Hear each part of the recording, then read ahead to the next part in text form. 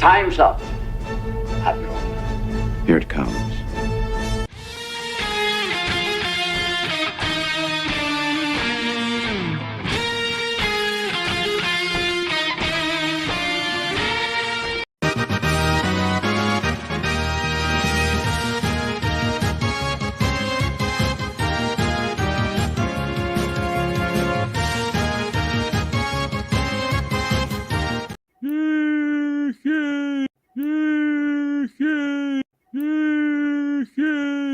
Adam, you being Worf is cultural appropriation.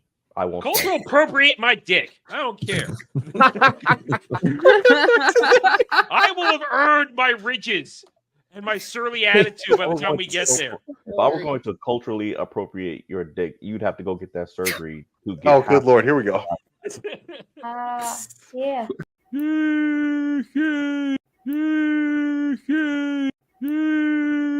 I am dumping unlimited power into you, dude. That's like a test of strength. That's not gay. That's like I'm gonna grip you. I'm gonna grip you harder than you grip me. Crap. I was out of order. I just out of order on my video list. I didn't get to the one I wanted to. Hi, everybody. I literally fell asleep like 15 minutes ago in this chair and woke up a few minutes before we were going to start. So I'm like in that momentary disorientation between wake and sleep. So mock me, if you will. Hi, everybody. Welcome to Mellow Mondays. We are back this week. We took the week off for various reasons last week. Not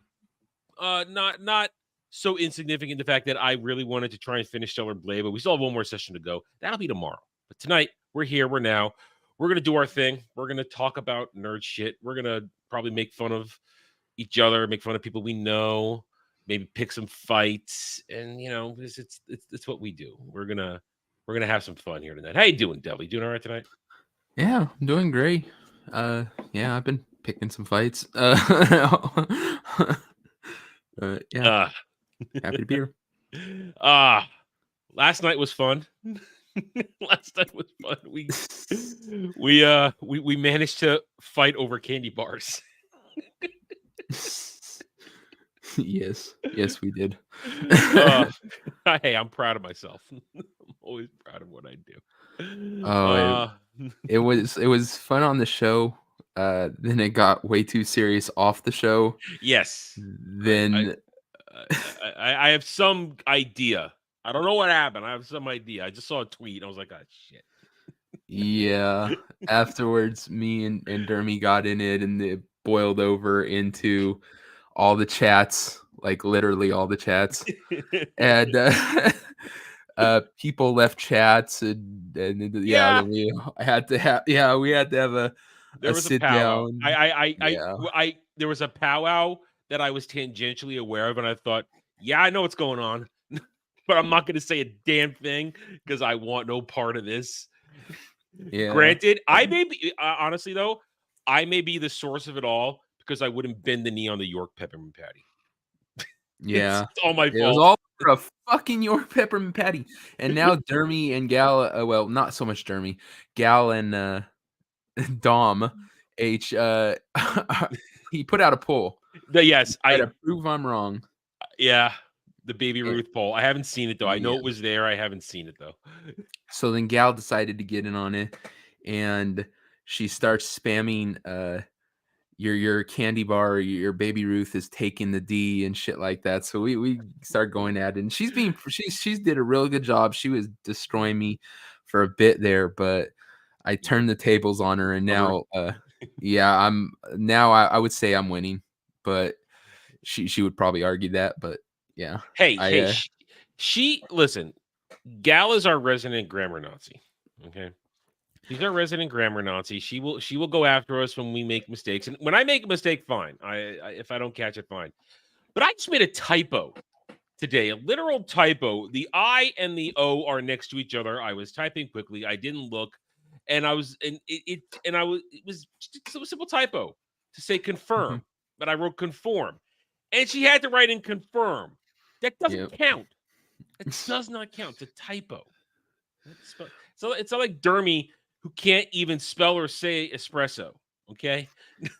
Dermy tried to get in on him by correcting one of my tweets, and yeah, I'm all like, dude, what a dick, man. You hate when she does that to you, so then you go and do it to other people, you fucking 5-year-old. He just wants to like pour salt in the wound. He's like, oh, I'm gonna make fun of you for something wrong. Like, no, motherfucker, you don't get to do that. Dermy does not get to do that to us. Yeah, I put something like, what are you trying to cosplay as, Gal, you fucker? But yeah, I do think I have the upper hand. She might come in later just because I've been picking on her in the chat of the show she's on. Do it. Yeah, she's in a chat on another show, and I was on the panel there. So, and so I decided to go over there and start picking fights with her on streams. Hey, I you know what? I'm okay with internet fights right now. I'm fine. It's okay. It's all right. Let's do it. All right. I got a show for you guys tonight. We got something. I got a couple of normal stuff. Got a couple of nerd shit. A little bit of fallout from some Star Wars crap that's been swirling on the internet. But I want to start with this because, Devil, I know you like music. I know you're into music, and I saw this earlier in the week, and I instantly knew which one I was in, but I'm curious which one you were. Did you see this one? Which house are you in? Let me zoom in on here. Which house are you in for a 1980s music edition? Let's see. I know which one I'm in, but I'll let you go first. Oh, let's see. This wasn't hard for me at all because I instantly saw which one I want. Let's see. Oh yeah, I've. Oh man, there's a couple good ones though. Yeah, there's only one for me. There's only one for me. Where I am gonna be happy, with one small exception, but it would still work out well for me.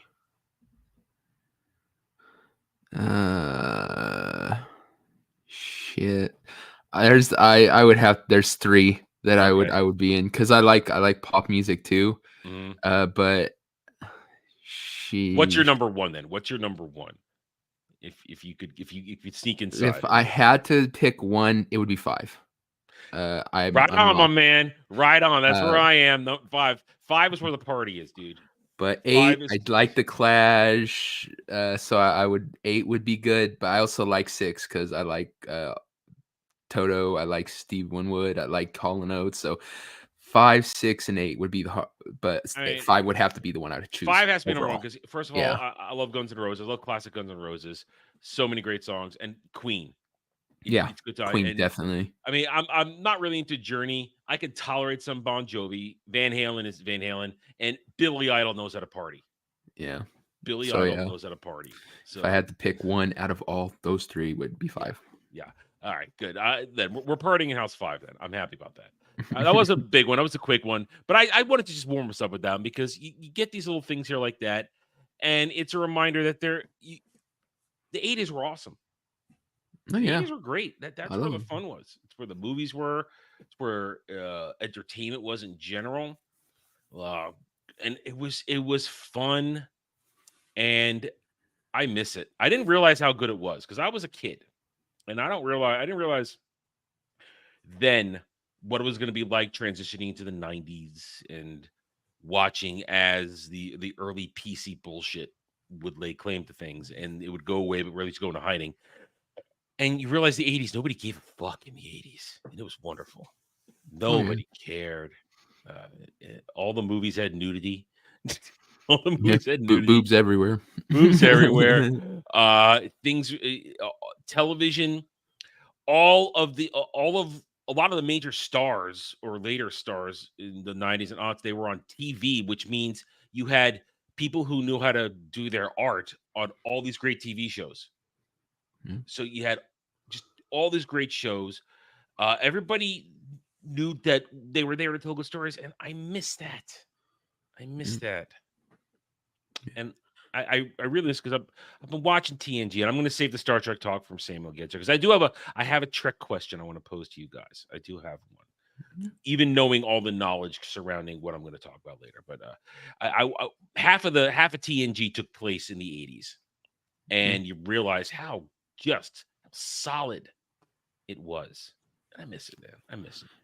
Oh yeah, back when it was all about making the most people watch your show. So it Mhm. was all about getting eyes on your show, not about agenda, not about messaging. All that stuff didn't matter. Nothing. It was about making the best show so they could get the most eyes on it. Mhm. So everything in entertainment, same thing with music. Everything in entertainment was about making you want to listen to it. And Yeah. now we just don't get that. No matter what the media is, I mean, games, comics, it doesn't matter. It's all not about that. It's about the swing agenda. back to music. Let's be honest. What is there in music that's enticing these days? Nothing. Anything? Nothing? Nothing. Nothing. Nope. I mean, Taylor Swift seems to be it. Mhm. It's only music you hear about. Taylor Swift. Goddamn Swifties. Yep. And you think back just on in House 5 alone, on the list we just showed. That now, yes, the Queen had been in existence since the 70s. They were a era transitional band. Yeah. But just the amount of musical talent and power emanating across all those lists is that's how much there was back then. You couldn't fill a single house today with quality bands No, because you there couldn't. aren't. You realize there are no bands anymore, dude. No. The only bands that are touring are people who are fossils like the Stones and then maybe a couple others. There's no bands anymore. What happened to bands? Well, remember when it was like the rock star lifestyle that it was like you weren't supposed to want, but you did want, like Mm. being so drunk and so stoned you threw TVs off the 20th story balcony and got arrested and then somehow got off on the charges because, you had to keep your tour dates. That kind of shit that when you're a kid, you're like, that's so cool. Yeah, that doesn't happen no more. Yeah, Whether it should or shouldn't still exist, it just doesn't. yeah, You don't really hear about that kind of stuff, the excessives, I guess the rock star lifestyle just it's yeah. Now, disappeared. now, now it's all about gay black rappers. Yeah. Now Yeah, and instead it's about the 12-man orgies you have in the freaking hotel room, I guess, if you're yeah, Lil Nas.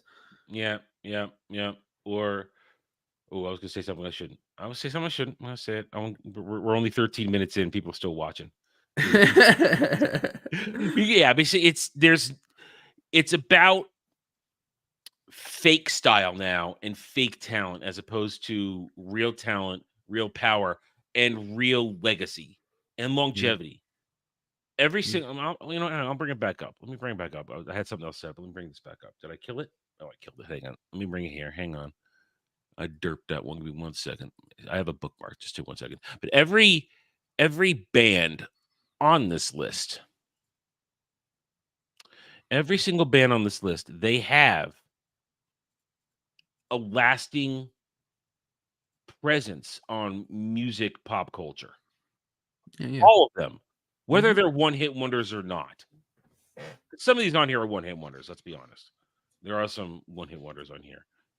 But all of them are they have they're tattooed on music zeitgeist forever.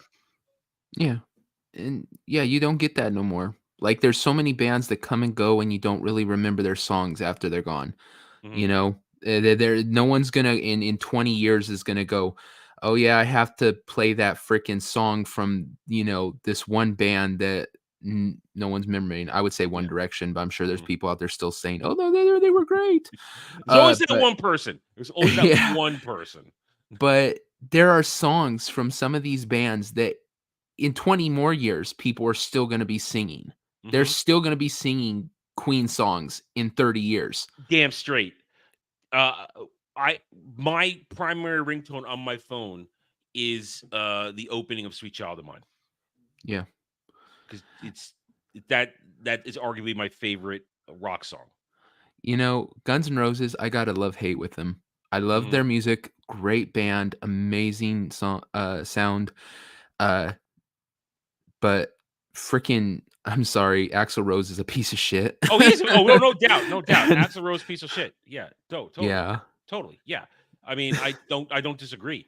I mean, I I was introduced to them at the height of Appetite for Destruction when it was at its peak, Yep. and we got into it. We're all into it, and I remember I had a party at my house when pay-per-view was a thing, and we Mhm. rented one of their concerts that was going on, and we all just sat there, just bunch of tweeners. We're a bunch Yeah. of tweeners. We're not quite teenagers, but we're rocking out. We're jumping down, and then at one point, the Appetite for Destruction monster that was on the cover, they inflated this giant Appetite monster. We lost our shit. It was so cool. We're like, yeah.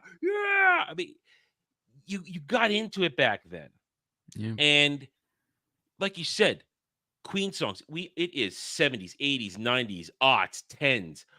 It's been 60 years, dude. It's been 60 years, pretty much, since Queen came on the scene. And I think, is Brian May the only one left alive at this point? I don't know. I don't know. I mean, I don't know. Somebody who would know better than I would have to say. But literally, it's been 60 years, and Queen is still dominant in everybody's hearts. Yeah. Because they were something.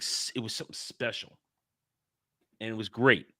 I mean, right there, the God brings up in chat. Michael Jackson's songs are still his greatest stuff is still there. Any Prince is still there. As much as we despise her as a human being, Madonna's 80s stuff is still there. I mean, this stuff is important because it shaped a generation of music, and these are the ones that lasted. And you get into the 90s, there's still stuff in the 90s that are memorable, but and especially because some of them continued into the 90s. But then you get to the 2000s, and suddenly there's that drop off of, all right, tell me somebody that's lasted in the 2000s, and then 2010s, the death of bands. And honestly, I think you could go to a certain generation right now, young generation. They know more about K-pop and J-pop than they do about Western band music right now. Yeah. That's the thing. Like you said, the only one who I would say might be multi-generational iconic to the kids now is, like you said, Taylor Swift. I don't see the big shine on her, but she seems to have longevity, had a long enough career at this point, but yeah, she has a graveyard of boyfriends behind her. That's why. Yeah, I guess she would be the new Madonna type thing, but yeah, I mean, otherwise they're just I don't think people are going to remember any of the things. I don't think they're going to remember Drake in 6 years. I didn't even know who that was. I didn't know that was a dude in the meme until really a short while ago. And I didn't even know and somebody was showing some Drake stuff, some Twitter stuff, and they put up a Pepsi commercial a Sprite commercial from God knows when. I realized, oh shit, that was him in that creepy ass Sprite commercial where he starts to separate and you see inside his body and the Sprite commercials were fucked up for a while back then. So I didn't realize that was him. I don't know these people. I'm an old man. I'm an old man on my lawn chair on the sitting there on my porch with a hose saying, "Get the hell off my lawn." And that's who I am. I don't want these things. I don't even enjoy new metal anymore. I just listen to the old stuff that I still have some bits of collection for. Well, I don't think it's necessarily just because we're old men. I think it's just because maybe it's because the music industry where it's gone, where now most songs are made by a computer. They think of 2 words and then they have some AI program build off of that, put the most appealing tone to the back of it, and then algorithmic beat that somehow gets into your head and you can't shake it. Yeah, and then they package it and put it out. I do think we're immune to it, though. You and I and others like us, we're immune to it. We don't get sucked in by this shit. I think it's because we're old and angry. Yeah, I mean these bands that we love, the older bands, what would happen is they'd be, oh, you guys owe us a new album, so they would freaking take a shit ton of blow, get a freaking dictionary, go into a fucking room and sit there for fucking 4 months just banging their head against the wall, come out and say, okay, we got 8 songs. I hope you guys like them. And they ended up being amazing. So yeah, it's just a different animal than what you get now. Like I said, I- you could if you were a some multi-billion-dollar or million-dollar yeah. company, record company, yeah, you just put computer designs a song album, put it out in 2 weeks, and then Mhm. kids sop it up like it's fucking Well, the Zoomers, it's the drugs. TikTok thing. They're programmed to just instantly consume. Yep. There's no thought put into it. I mean, back in the day, bringing back bringing back around to Guns N' Roses, when Use Your Illusion 1 and 2 came out. At first, I didn't want anything to do with Use Your Illusion 1. It didn't really go to me. I wanted Use Your Illusion 2 because of Terminator 2, You Could Be Mine, and all that stuff in there. And then as I got older and I would go back and listen to Use Your Illusion 1, I realized, damn, these are some powerful fucking November Rain. It's the last of the power ballads, dude. It's like the last of the power ballads. And you realize this shit is deep. And I love, and of course, that Slash solo in the middle of it. Oh. Mhm. And they still had music videos back then, man. Oh yeah, music videos, man. Those were That November Rain music video is sad when you watch it. and back when MTV actually had Yeah. music on their TVs. Does MTV Yeah. still even exist? It's reality TV. That's all it Yeah. is. It's 16 and pregnant and challenge things and the new season of Trainwreck TV from Jersey Shore. I mean, that's Oh my what it God. is now. There is no music on MTV. And that used to be the thing, man. That's Mhm. what you would watch. Why? Because that's where you got to hear the newest thing from all the cool bands and stuff. And yeah, now it's you go on YouTube if you want to see anything like Yeah. that. People Because go listen to Dan Vasc on yeah, YouTube. yeah, that's why I listen to most of anything is covers by people Mhm. of old songs. Because I'm like, okay, I love the old song. I've listened to it a billion times. Let's see if somebody else out there, somebody just in their basement with a microphone, can do a half decent job at it. And Mhm. yeah, so that's why I listen to a And lot of. you know what I've transitioned to? I listen to soundtracks from a show or a game because there's actual thought because those may not have vocals to them or lyrics, but the tunes are telling the story of the game. And to me, that's engaging. If I'm hearing it and the story is fun and it's action packed, it's great. And that's what I listen to when I find something new. That's like the only new things I will find is soundtracks to games or shows or the occasionally movie. Although I can't even think of a movie I would get a soundtrack to at this point right now. But I don't go looking for new human music anymore. May own exception if it's like an opening theme from an anime, because that's obviously a J rock or a J pop song that if I like it, and I'm not some weirdo who's just gonna listen to it and not read the words. I will go look at the lyrics so I know what the fuck I'm listening to. I'm not gonna be one of those guys like I just like the way you down. I've got a couple of those. Like at first I didn't think I would, Uh, but there's a couple anime seasons where they have a song that really sticks with me. Like one from mm. Naruto, I really like. I had a few from Naruto. They had to. Well, the Naruto soundtracks in general were really good, all the That way up and into Shippuden. They were really good. yeah, they were I decent. love those. Yeah, Yeah, I like. and What's it? Let's Go. I think is the one that I like from there. mhm. And then there's one from One Piece that I really like. My favorite one from One Piece was when they had it was the opening for when they went to Water 7. Uh it had this opening. Dun, dun, dun, dun, dun, dun, dun, Yeah, dun, I dun. think that's it. I think it's That season yeah, 4. The yeah. girls. It's like a girl band doing it. Yeah. And they're all falling, each Yeah. one of them Yep. on the screen. Yeah, That's the one. that was the first One Piece opener that really hit with me.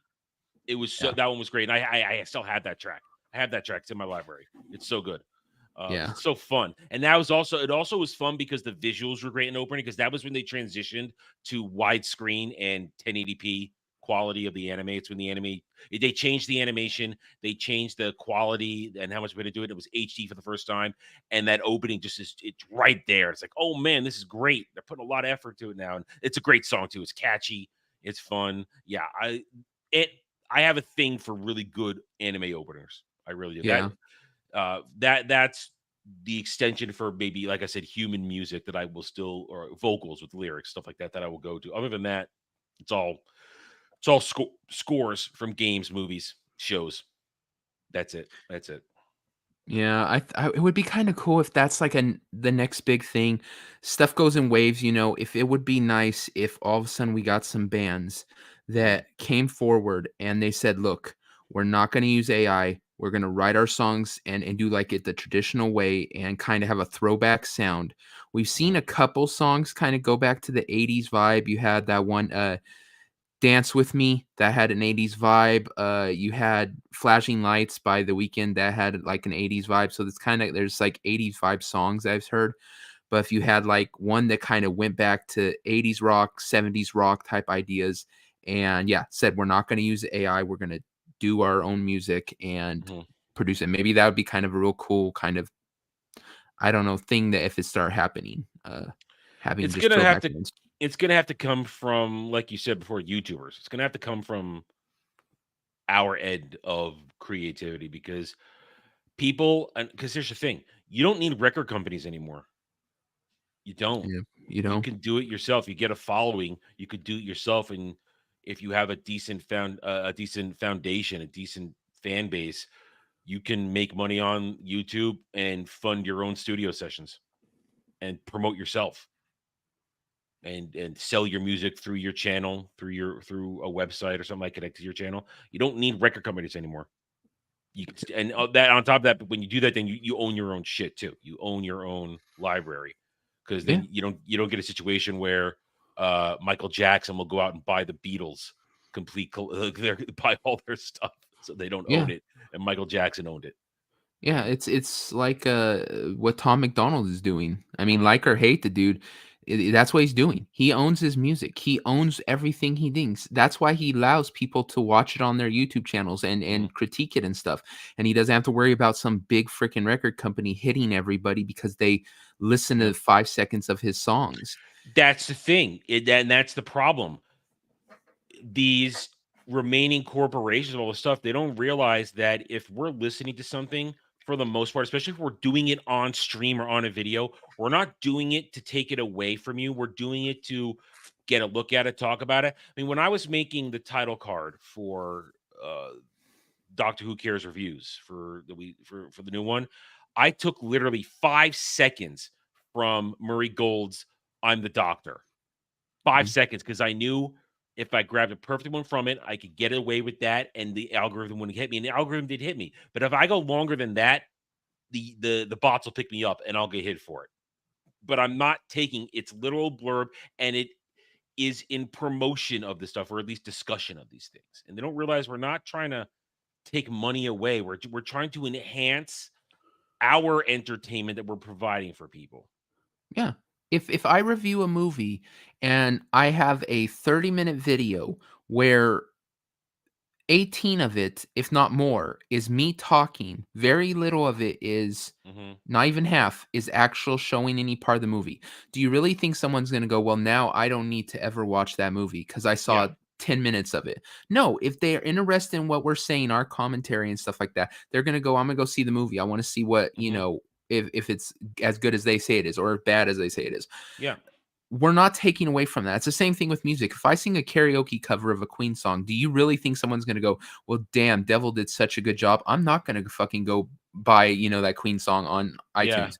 Yeah. No, I'm not a replacement for them.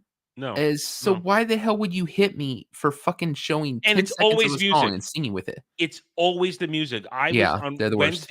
On Wednesday, I reacted to the new Dune Prophecy show coming out in September, October, and I got hit for that for like 15 seconds in the trailer for the music, not for the footage, for the music that isn't even released yet.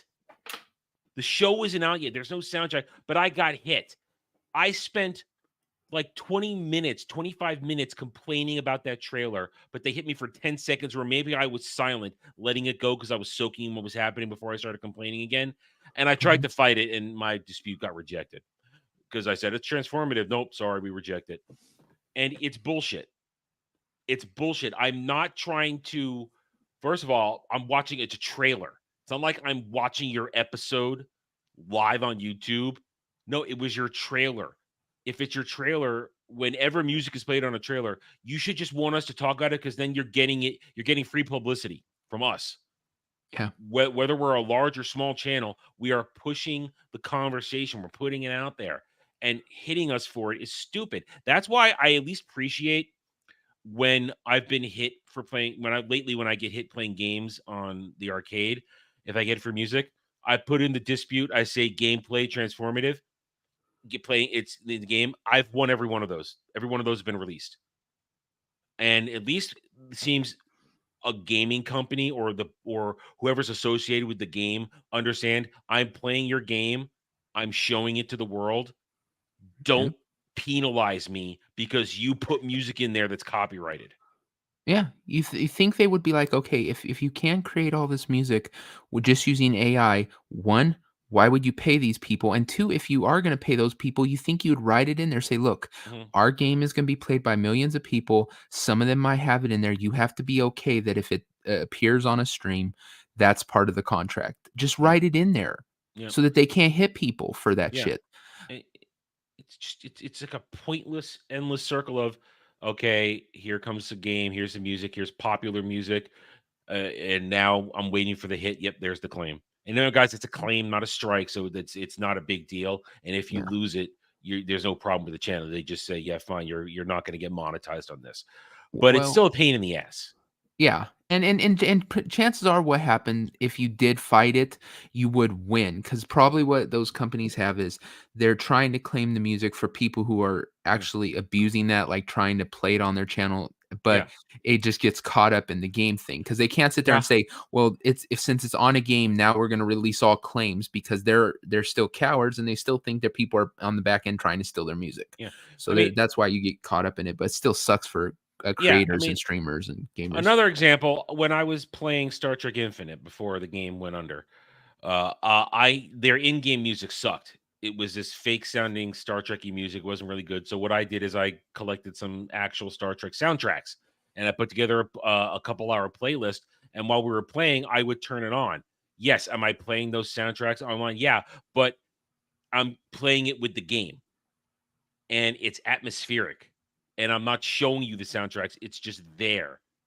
And I got to a point where if I lowered it just enough, the algorithm didn't pick it up. But still, it should be in the game anyway because it was a Star Trek game. The Yeah. soundtrack should have been in there. I shouldn't have had to supplement them in.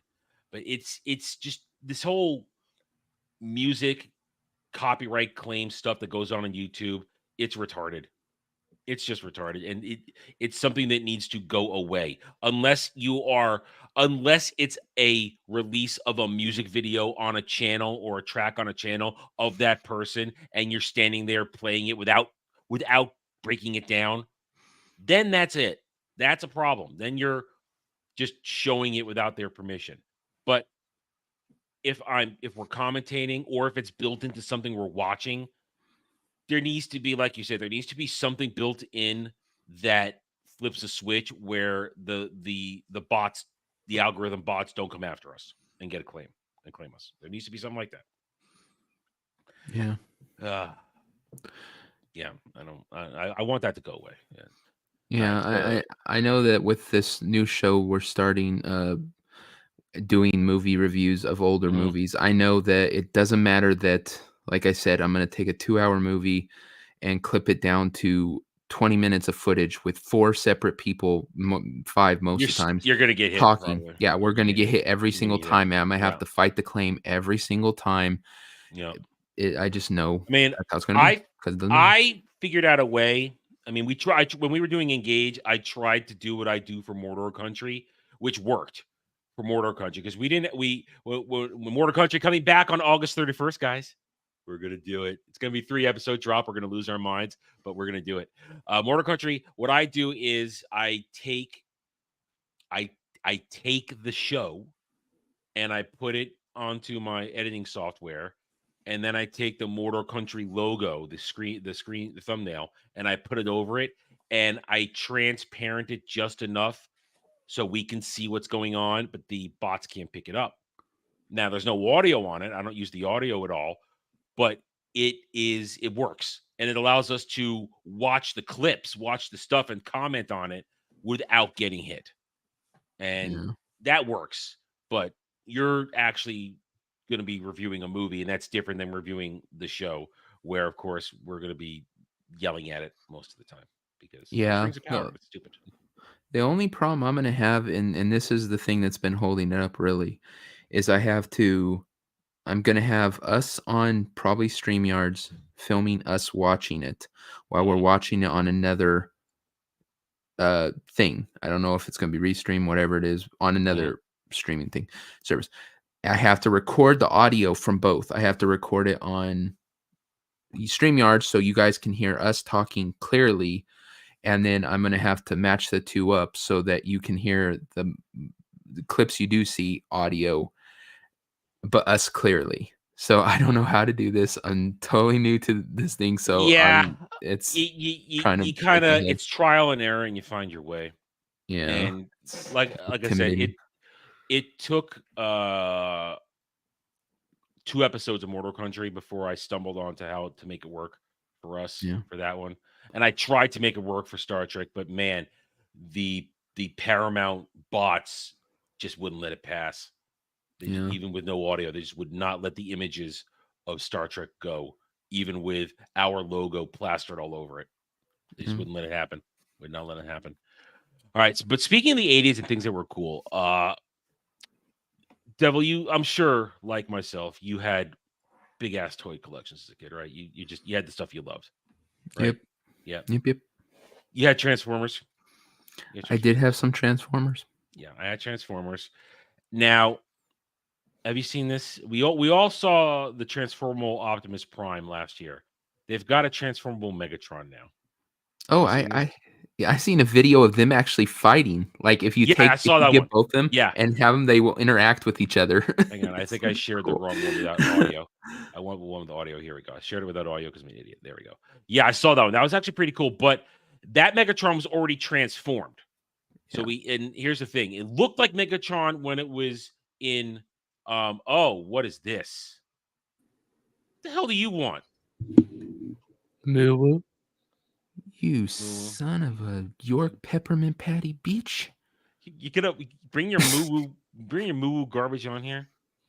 Yeah. God damn it. Uwoos? Do we need more uwoos? I think we need more uwoos. Chat, do we need more uwoos? No, listen, I already have that. I already have that. Okay. We need all the uwoos. No, we don't need the uwoos. No uwoos. No, we don't. I could get zoos. No, Jeremy, all right. You're interrupting the segment, you bastard. Did you have Transformers toys as a kid, Jeremy? Yeah. Yeah. Have you seen this, the Transformer Megatron? No, I've seen the Optimus, but not the Megatron. Okay. All right, here's the Megatron. These things are so expensive too. This is cool, but here's my problem. It's tank. My Megatron's a gun. Now, of course, I know you can't have him be the gun and transform. I know that, so I accept that. So I'm going to take that little point of complaint out of my critique. Well, yeah, you can. Well, it can't stand and transform. It would be you could do Galvatron as a cannon because Galvatron was a cannon. You could stand it's later in its life, but they did start making Megatrons that could become the gun. No, I mean like this. I'm talking about this. Yeah. You're right. I'm talking about this self-transforming thing. That's what I'm talking about. Yeah. And they probably could. It would just be it would be too big to like hold in your hand like an actual gun, which would be the selling point, that you could have in your hand, set it down, and it could transform. But it would have to be that size of a gun, which would be unpractically stupid. You could I agree with Devil. You could do it as a gun, maybe not be able to hold it, but it'd have to be like a gun that stands, and that's why I said Galvatron would work, because Galvatron was a cannon, and he dropped to a cannon, had prop up legs and stuff like that. That would work. But Megatron, of course, Megatron's more popular than Galvatron because he's his original version before he got transformed. But so here we go. And there's all the parts out. Here it goes. I am Megatron, leader of the Decepticons. I said that's awesome.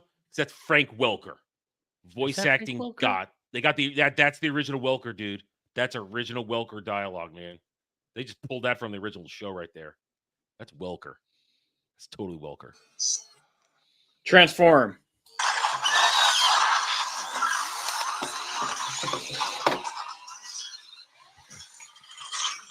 I am Megatron. See, now that's cool. That is Oh my cool God, because now it may be Tank, but when it's in robot form here, that's Megatron. I have an idea. What do you want? We get the Optimus, and we get the Megatron, and we make them fight. There's that video. Have you seen that video?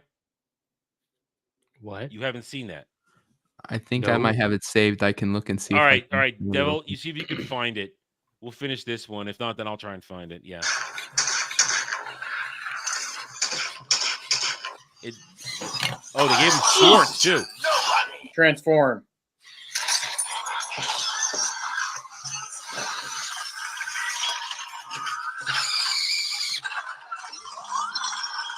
Now, here's the thing, though. This is an adult toy. This is a toy for a grown ass man because you can't give this to a 9-year-old because I would have destroyed this thing. Oh, Playing with it. 100%. It would not have I would've lived. lost. It would not have survived the first week. I would have lost all the parts. Yes, because I played very hard with my toys, and Yeah. listen, my Transformers.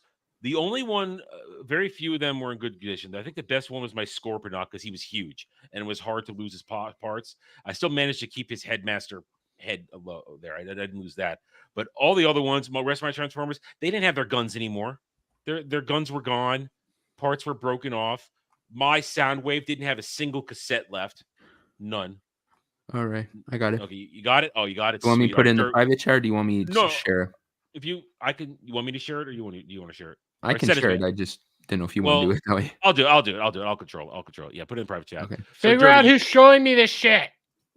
you have not seen this, Dermy. Then No. yeah. Oh yeah. See, you're talking about this, and somebody already beat you to it, because this was like from 2 or 3 weeks ago when this clip was out Copy there. link and private chat. It's very cool, especially when you hear the dialogue they're going to be using. It's pretty badass. All right, There we go. there All we right, go. I got it. All right, there we go. All right. All right, hang on. Oh no, don't. I hate it when freaking Twitter videos automatically play. Yeah, When me you open it, I too. was like, wait, I'm not ready yet. God damn it. Yeah, I need to hear the girl go like, "Aiyah."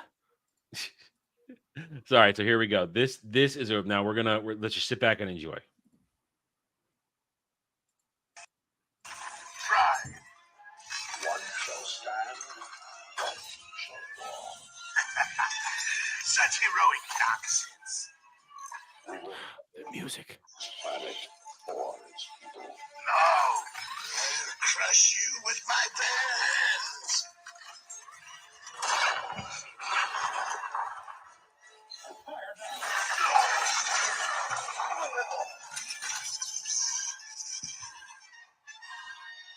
No more Optimus Prime. Grant me mercy, I beg of you. Corruption is never a path to freedom. Fools!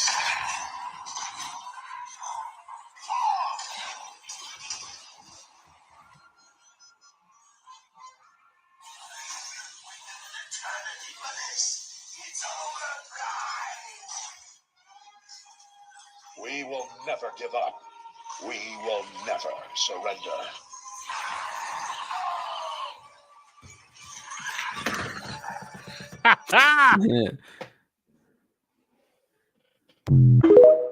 Isn't that awesome?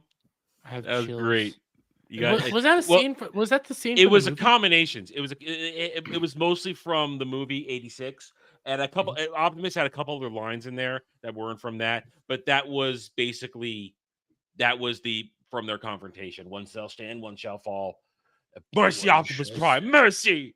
Oh, see now, Devil and I were talking about this before. If we wanted to watch that clip right now, the actual clip, we would get destroyed for copyright. Yeah. Because we can't just sit down and enjoy a clip, a few seconds of awesomeness because of the algorithm, the YouTube bots. But oh no, here we go. Devil. This is carryover from last night. Here we go. I agree with Ariel.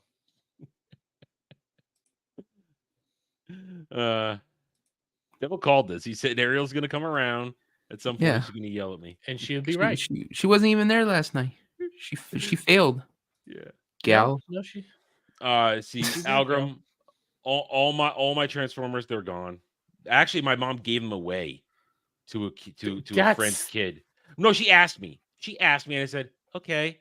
You know, I thought I had moved on, not knowing that 30 years later, I'd be like, God damn it, I still wish I had all my toys. I wish I still had them because I had a lot of good stuff. Yeah, this is awesome. And that's great marketing right there. To have the fact that the company that made these, to have these two things have the type of sensor interaction that they would interact like this. That's badass. That's cool. But these are man toys. These are adult man toys. Where these are big people toys. Yeah, because we'd be happy to sit here and we'd be happy to sit there and watch them do that with each other and be like this. Yeah.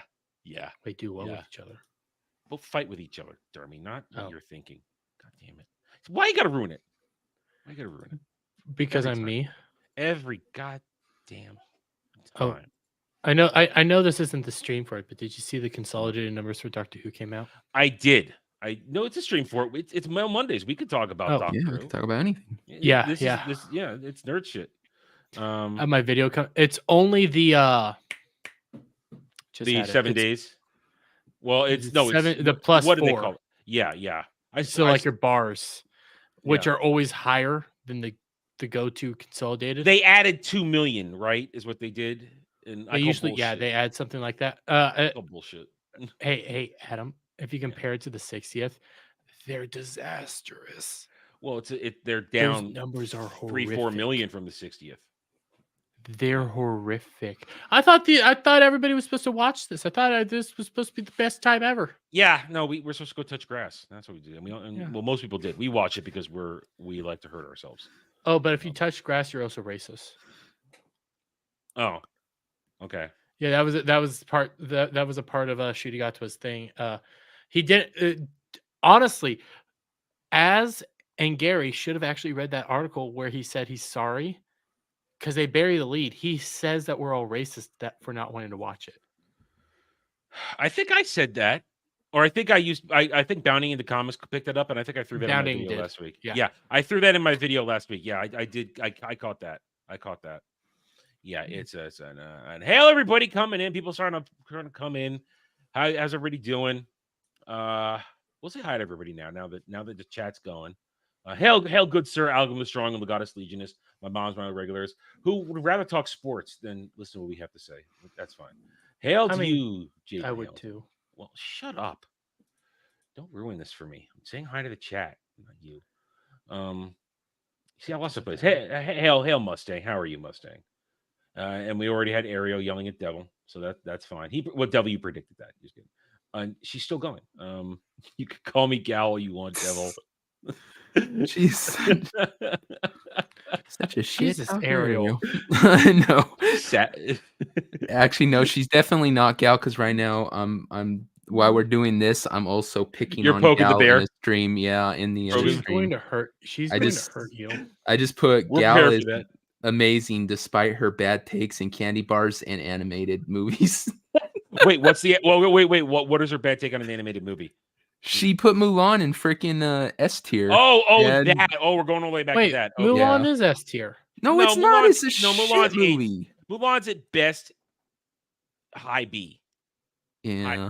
High B. If even. You are all failed. You are all failed human beings. No, it's not better. It's not the same. You guys wanted to put York Peppermint Patty down in D tier. Yeah, you're over here saying that Mulan isn't S ranked. You're all failed human beings. So what? No. Did you not get love as a child? Did your mom not hold you enough? Dude, if you look at all the criteria they were supposed to judge on, there is no way Mulan is higher than freaking Little Mermaid. Not to mention. No, go. I'll start yelling. Go ahead. No, finish. Not to mention, like, on the criteria, if you do each criteria one by one, there is no way it stacks up to S tier. You see, On song quality, there's only See, like the songs are Bullshit! okay, but they're nowhere near. I'll Make a Man quality out of of You fucking is still iconic. I work it's out to that freaking shit. That is one of the maybe like best. an A well, tier. That is Dermy, an amazing you fucking could listen to song. that as much as you want. It's not going to make a man out of you. Okay. That is Here, a I will top tell you. tier song. See, look at I this. will tell you the Prof criteria, is right. and we can judge it right off. Prof is Yes. right. is. His wife is right. The Yorks belong in the D tier as well. No, you are all failed human beings that No, we're deserve not. Well, here's the deserve thing. wall. Gal bullied everybody on that stream to put Little Mermaid in C. Now I can agree that that's not right. Yeah. But no, Mulan is S tier. No. Mulan is fucking fantastic. Real I used to watch quick, that shit Sammy religiously. 1000 for $2. You hear Shogun renew for 2 more seasons. Yes. There it is. And I don't that know doesn't how. make any sense because there's no more source material for it. There was only the right. one book by Clavel. So we could be seeing something that shouldn't be happening. You're gonna All see right. something that shouldn't be happening. Let's go Yeah. over the judging criteria and put Mulan against Okay. this. Overall story. The story Good. is way too short. It goes from her getting into the army to her at the end. It Her just goes get- way too no. quickly. It doesn't. The story is not stretched at all. It went way too quick. The pacing sucks. How? Antagonist. She's not that great of an antagonist. I'm sorry. She's I not would the say antagonist. overall She's the story- protagonist. No, Sorry. or the Mongolian guy, he's in it for like 5 Yeah, minutes. sorry. He- Yeah, he's a he's very threat, though, short. and he is The actually a very antagonist is- strong- is- he's an intimidating threat. He was. I would say antagonist wise. I would say he's one of the first like hardcore okay. villains they ever had that Protagonist, legitimately One at killed a people. time. One at a time. Protagonist, I would say, let's say Milan's a little better. Okay, A. Overall story, I would say B. And then songs, I would say B, maybe A. So if you put that all out, it's in the B or an A. It's no way an S tier. You can't justify an S tier with that. Yes, I can. No, you can't. The songs are That's amazing. forgettable. The story is really The good. best character is a fucking little cartoon dragon. Yes, absolutely. I hated it. Gal pushed it so much. I was all maybe I I'm on miswatched Gal's it. side in this one. I think you did not But get enough. well, love that's as a because you child. suck. The point is, Gal was talking about, and I said maybe I You like misread Baby it. Ruth. Maybe I misread it. I will go back and I will look at this movie again. So I went on there, I watched it, and I went, oh my god, I'll never get that time back. I like die. Mulan, but it's not. Mulan is good. It has some great moments in it, but the songs are not on the same level as Little Mermaid, Aladdin, Not even close. Beast. No, it's not I'll on Make the a Man same Out of level. You is still one Nuh-uh. of the top tier songs. I'll It's make a not on boring the guy. level of Part of Your World Yes, or it is. You Never Had a Friend Like Me Yes, it or is. Be Our Guest. It You're putting legitimately it on the is. same level as Be Our Guest? Yes. No. Oh my Yes. god. No. I think I'll Make a Man Out of You is better than Be Our Guest. Ugh. Be Our Guest is good. I think it's better though. Be Our Guest was so iconic that when Disney was still Disney, they actually made it a part of their promotional material for Disney World. Yeah. That's how Hey, powerful Be Our do Guest you is. remember? Do you remember one of the biggest controversies to the live action Mulan? That it sucked That there wasn't a entirely? dragon in it. That That it there wasn't, wasn't- that it wasn't no, even the no, right no. story. That's the One of the biggest one of the story. biggest controversies. They didn't have "I'll Make a Man Out of You." That wasn't people one of the were biggest controversies. That was one of the biggest. That was wasn't a just massive slavery, it wasn't, controversy. That was one of the massive controversies. prisons People that were were- pissed that they did not have that song. I remember everybody unhappy because it wasn't even Mulan. It had nothing to do with those songs. It's that it wasn't even the right story. They made up a whole new story for that movie made near a concentration camp. So it's Jeremy, you're wrong. No, you guys are wrong. No, you're just wrong. You Like I guys, said- you guys didn't get enough love as a child. Okay, you can't see the beauty here. You can't see the Gal's right. You know what? Screw it. Gal's right on everything. She's right for correcting your typo today, Adam. She's right for chastising you, Devil. And you know what? She's right for calling out, saying that my abbreviations for Surrey should not be SRY. No, for Surrey. Yeah, Surrey. No, sorry. I'm saying it that way now just to piss her off. To be honest, Surrey. Wait, I'm so taking out the O's. on the one hand, you're completely showing her your belly and telling her she can dominate you while saying while antagonizing her at the same time. listen, she's my producer. She knows how I'm gonna be. She knows I have to poke her a little bit, even though I'm submitting to her, even though I'm bending over and saying, "Just do it already." You're completely submitting to everything that she's fighting against us out, and that's In be the a chat, man. Goddamn, you know what? Be a man. make a man out of you. No, you guys don't get to do that. You guys hate that movie. Go fuck yourself. Well, at least Devil does. We earlier in the chat, Gal was like, Devil hates the movie. we're gonna try to pray the gay away from Dermy, and like Rastra was all like, that will never happen. There's no praying that gay away. How do you like my Jaws? My Jaws Hawaiian shirt.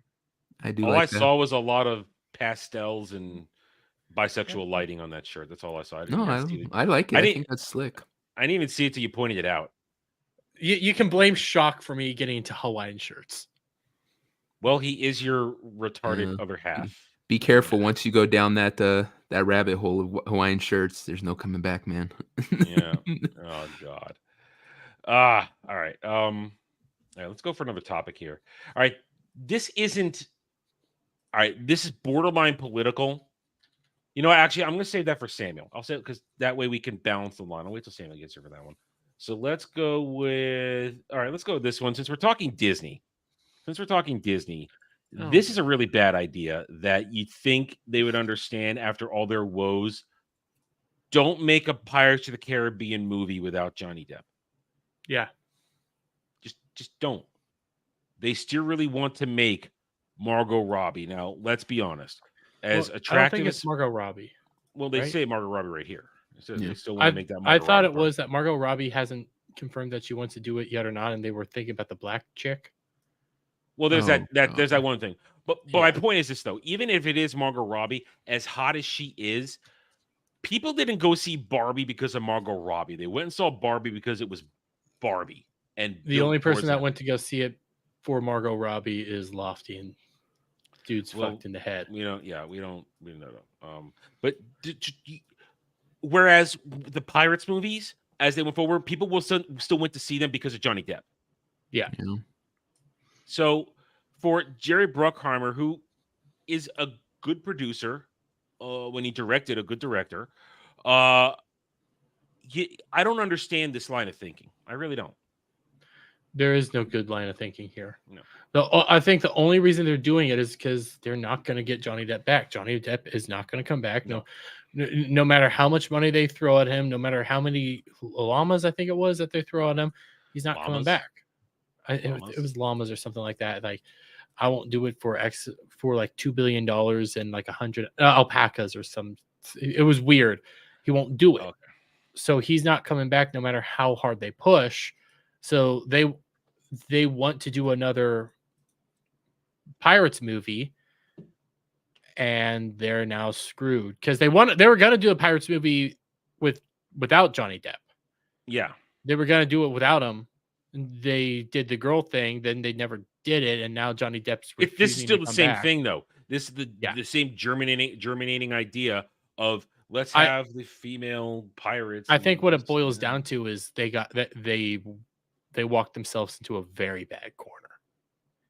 Yeah, because they were setting up for a 6th movie in Pirates of the Caribbean. Well, yeah, because at the end of the last one, Dead Man Telling Tales, with all magic in the world gone, Will was allowed to go back to his family and live a life.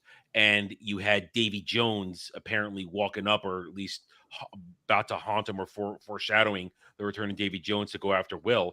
But that was where they were going to go. Yeah. And I would have been okay with that. I think it would have been hard to do, but I would have been willing to give it a chance. Even though I found Dead Man Tell No Tales, I thought it was a horrible movie because it wasn't a good destroyed movie. Jack's character. It wasn't I think it. I need to go back and watch it. I only saw it once. It wasn't a good movie. It was better than the one prior with Blackbeard. Oh no, that was better. No, on Stranger on Stranger Tides was better than that one because the characters were still behaving properly. In Dead Man Tells No Tales, they completely undid all the character growth that Jack had gone through for 3, possibly 4 movies. You want to count on Stranger Tides. They also destroyed Barbossa's storyline too. they got Barbosa, and then having him sacrifice himself like that is, even though it's for his daughter, I don't care. I Getting viewed rid it as, and it's been a while since I've seen either movie, so just follow me here. Mhm. I hated On Stranger's Tide because I felt like they treated Jack as nothing more than a comic relief the entire time. He had no I moment of can actual see that. heroism. I've softened on to On Stranger Tides as the years have gone on. I don't Mhm. dislike it as much And as I originally did. the reason why I don't mind what they did with Barbosa's character in Dead Men Tell No Tales is because I viewed they fucked him up in On Stranger Tides. I would They never. shouldn't have chopped his leg off. That was a dumb idea. I didn't mind the leg chopping. Yeah. What I mind is he's now no longer a pirate. He's Oh, he was fighting, a pirate at the end on Stranger Tides. but for after what- the majority of the time, Well, he was was using the idea of being a privateer for the crown so that he could not go to the Hangman's Noose. But then, as soon as he got a hold of Blackbeard's ship, boom, he's like, "Screw that! I'm a pirate again, and I got power." And then didn't they keep him like a privateer or something for the No. Imperial Crown? And I can't I don't remember thi- what they I don't did think do so. in Dead No. Man. Again, these are years ago. I hated those two. I'm a defender of 1 through 3. I think there's So am only I. 3 movies. I love 1 through 3. I can accept 4, and I just don't like what they did with 5 because they just removed all the. I think I charm. would have had none of the charm. I might have liked 1, 4 or 5 if they did a 6. Because they were setting something up at the end. Because I think it was Pirates that began the whole end credit scene thing. Well, there was. Oh, well, no. Actually, the first movie didn't have. Oh no, Yeah, I did. no, it did. Yeah, it had. It had The monkey. Monkey Jack, Mhm. surviving and getting a coin and taking the Mhm. coin out, and Which still then being led Undead into Monkey. Barbosa. Yeah. Well, Undead Monkey, but it's. I don't like the idea of Dead Men Tell No Tales taking all the magic out of the world. I hated that concept. What did they take? I don't think they took all the magic out. I think They they had took to. all the curses. I Same think they thing. ended all the curses. I think those are 2 different things. So they Mhm. ended the curses. So then that would allow not Jack. What was his name? Fuck, the one that took over What? for Davy Jones. Will Turner. Oh Will. yeah, Will. They would take. It would allow Well, Will okay. to return to his family You brought that and up be a too. good father. No, but he was a good father because look, at the end of World's End, he'd done the job for the first 10 years. And then he Mhm. goes back and does it again. But here's the thing. Will was going to do the job. He was happy to do the job. Why was the curse affecting him? That means he stopped doing the job, just like Davy Jones stopped doing the job. If the curse was affecting him in Dead Men Tell No Tales, Well, which the was thing just go ahead, Devil. the thing is, they kind of retconned it that way because that was exactly it. Long as he did the job, he was supposed to sail the seas as he was, and then you see him rotting away and getting the things. But we were told that the reason those happened was because Davy Jones stopped doing his job, and the curse kicked in and started to punish him by Yeah. turning him into the sea or creatures or whatever. Yeah. So it's not that he stopped doing I think they just wanted to make it seem like, oh, he has this cursed life, like he's trying Yeah. to save his dad. And But- so they just kind of retconned it in my But mind. the original lore from the original first 3 movies from Dead Man's Chest into At World's End was that you only get cursed if you don't do the job. Yeah. And But the thing is, Will was going to have the job because he had his dad with him. He had Bootstrap Bill Turner with him, so he wasn't alone. Yep. So that I was think, what was going but- to keep him going. I wonder if things started acting up for him because he wanted to be with his son. Well, they But- did. Why didn't they tell that story? But That's true. Steve, They should have shown that story a little bit more because they have him meet his son for a little bit. I do think it's hard for Well, him to that's be the away whole from reason his his son is doing that. He wanted to remove the curse. But Yeah. that's the whole problem. They didn't give us a good reason for any of that in that movie. well, that's the thing is he's allowed to have one day with them every 10 years.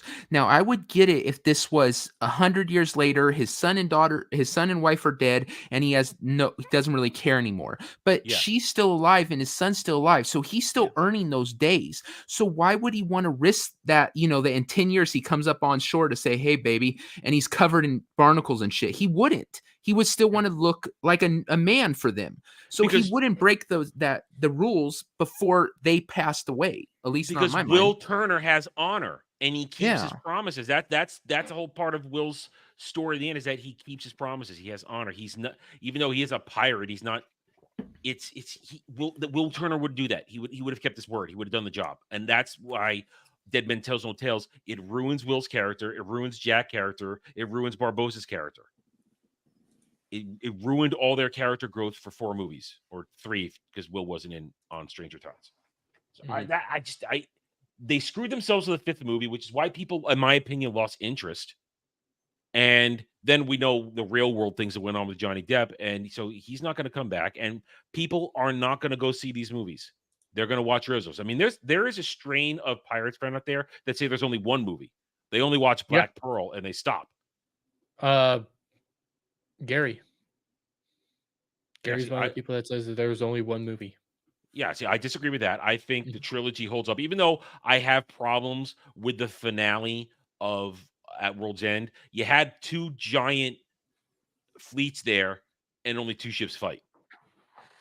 There should have been a fleet battle right there. It shouldn't have been a one-on-one between the Black Pearl and the Dutchman. It should have been a fleet battle. It would have been badass. That's the flaw of that movie. But we'll get to that one day on Drive-In. Actually, we're gonna have to rewatch Black Pearl, because we watched Black Pearl on the previous version of Drive-In. So we're gonna have to start that all over again and get through them.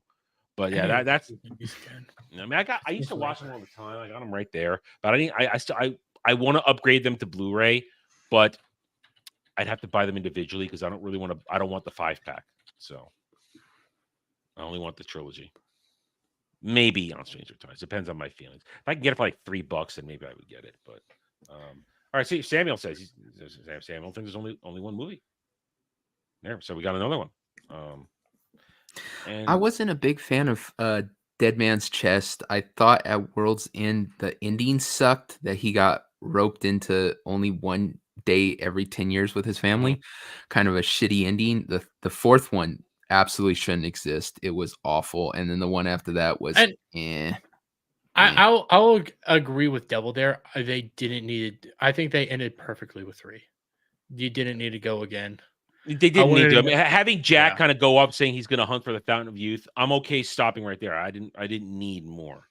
Although now, of course, I love all the movie. What I love about Dead Man's Chest and, of course, At World's End is the Hans Zimmer soundtrack is just balls to the wall great. I love that shit so much. It's so beautiful good. Soundtrack. It's so good. That was my first exposure to Hans Zimmer. Those movies. Now he didn't do the first movie. Somebody else did the first movie. I think. Well, he didn't do the first one. I don't think he did the first one. He did the second one, and the third one, and he didn't do the 4th one. Maybe I might be wrong. Because I only have a little bit of the other ones of the first one. I don't have the entire soundtrack to that. But this is back to this story here. It's a dead franchise. Hans Zimmer and Klaus Badelt. Okay. Don't even try. I know what you're talking about. All right, so he was involved in the first one. Then he took over for the second and the third one all by himself. But it's a dead franchise. But the thing is, they can't come up with anything new. They can't do anything new. Yeah. It's all dead. So they're going to do that. It sort of Ariel. You heard him, and you saw a couple body parts while Will was. You sleeping saw with a silhouette of him. Yeah, and so you see his silhouette. You saw his cloth. You saw his whole silhouette standing in the doorway, and then he wakes up. He thinks it's just a dream, but you see the watermarks. Yeah, there's ground. The little petals. Yeah, and I would have been okay with that, although it doesn't make any sense. But he should be dead because the heart did get stabbed. But, if the curse is so it breaks all the curses. How does that bring him back to life? His curse isn't there no more. He's a dead corpse. Yeah. So they're stretching on that. Yeah, I would have been interested to see how they did it, but I wasn't necessarily needing it. Just like I held off watching Dead Men Tell No Tales for a lot of years because I was afraid I was going to be disappointed, and unfortunately, I was disappointed in the end, and I was very upset that that's how it went. But this need to happen. Margot Robbie's She may put hands on crotches, but she's not putting butts in seats. Yeah. I was about to try to find a way to disagree with you, but no, you're right. Yeah, I mean, Margot Robbie's not a theater draw. She isn't. But she was great apparently in Barbie, because I haven't watched it. I haven't watched Barbie. Can't speak to it Yeah, I haven't either. because I don't have You're better for that. Well, I don't have a girlfriend or a significant other to drag me to it. So I just wanted a dumb, fun movie. That's all I saw, and it was, this is gonna be a dumb, fun movie. I needed dumb and fun, and I didn't get dumb and fun. I got preaching to about vaginas and shit like that. And then everybody's like, no, it's fine. It's because it was marketed towards the women's. It's like, but no, it's bad. It's not a good movie. It's just not.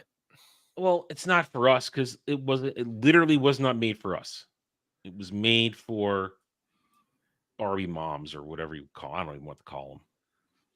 I don't know what to I call them. don't know either. I just wanted dumb fun. That's all I wanted, and I didn't get dumb fun. I had to wait until the Beekeeper to get dumb fun. That's why I defend the Beekeeper. I haven't seen that. I haven't seen anything new that I wanted to see. I mean, I've seen So, some new things, but it was for review purposes. So I can I'm tell sure you that this: counts. Beekeeper, it ain't a good movie, but it's just a dumb fun movie. That's why I defend it. Because you need some dumb fun in your life now and then. You can't just be bogged down by bullshit all day and night. You need something to give your heart a little bit of levity, you know? Well, I got stuff I watch. I mean, well, I have a massive collection. So- I've got Well, like, I mean, and yeah, massive collection. I get that, but every so often you don't need. All you need is fucking Jason Statham being Jason Statham again in a movie. The logic doesn't make sense. The dumb action sequences, but you see big muscly man do big muscly man things, and you're like, okay, I can do this. so Make all the Jeremy gay likes- jokes you want. Yeah, I was gonna say, like watching Big Muscly Man. But I mean, well, here's the thing. I have my collections. I am a couple episodes away from finishing my TNG rewatch right now. Just a couple. And that's old stuff. Going back in time. Everything on that shelf is going back in time. But I always get my injection of new, maybe sometimes dumb fun from every 2-3 months anime. Whatever the new season anime is. Now, some of that is serious stuff, but Jeremy, you all know there is some anime stuff in there that is purely dumb fun. It's there to it's not meant to be the highest quality show, writing, sometimes even animation. It's just dumb, it's stupid, and I like it. And yeah, I'm not too much of an anime snob to say, oh my god, I'm not going to watch this. It's just about this high school dude and running around, and all those chicks are boobs on him. And no, I'm going to watch it because it's stupid and it's silly, and I don't have to think very hard. I start becoming too much like Jed when it comes to anime and go like, no, I need to have a decent story. You need I to can not have go dumb down. fun. Don't go but down I that need to road. have decent story. Don't go down that road. Sometimes you need a stupid show, especially. I if agree with you on that part. Especially if it's set in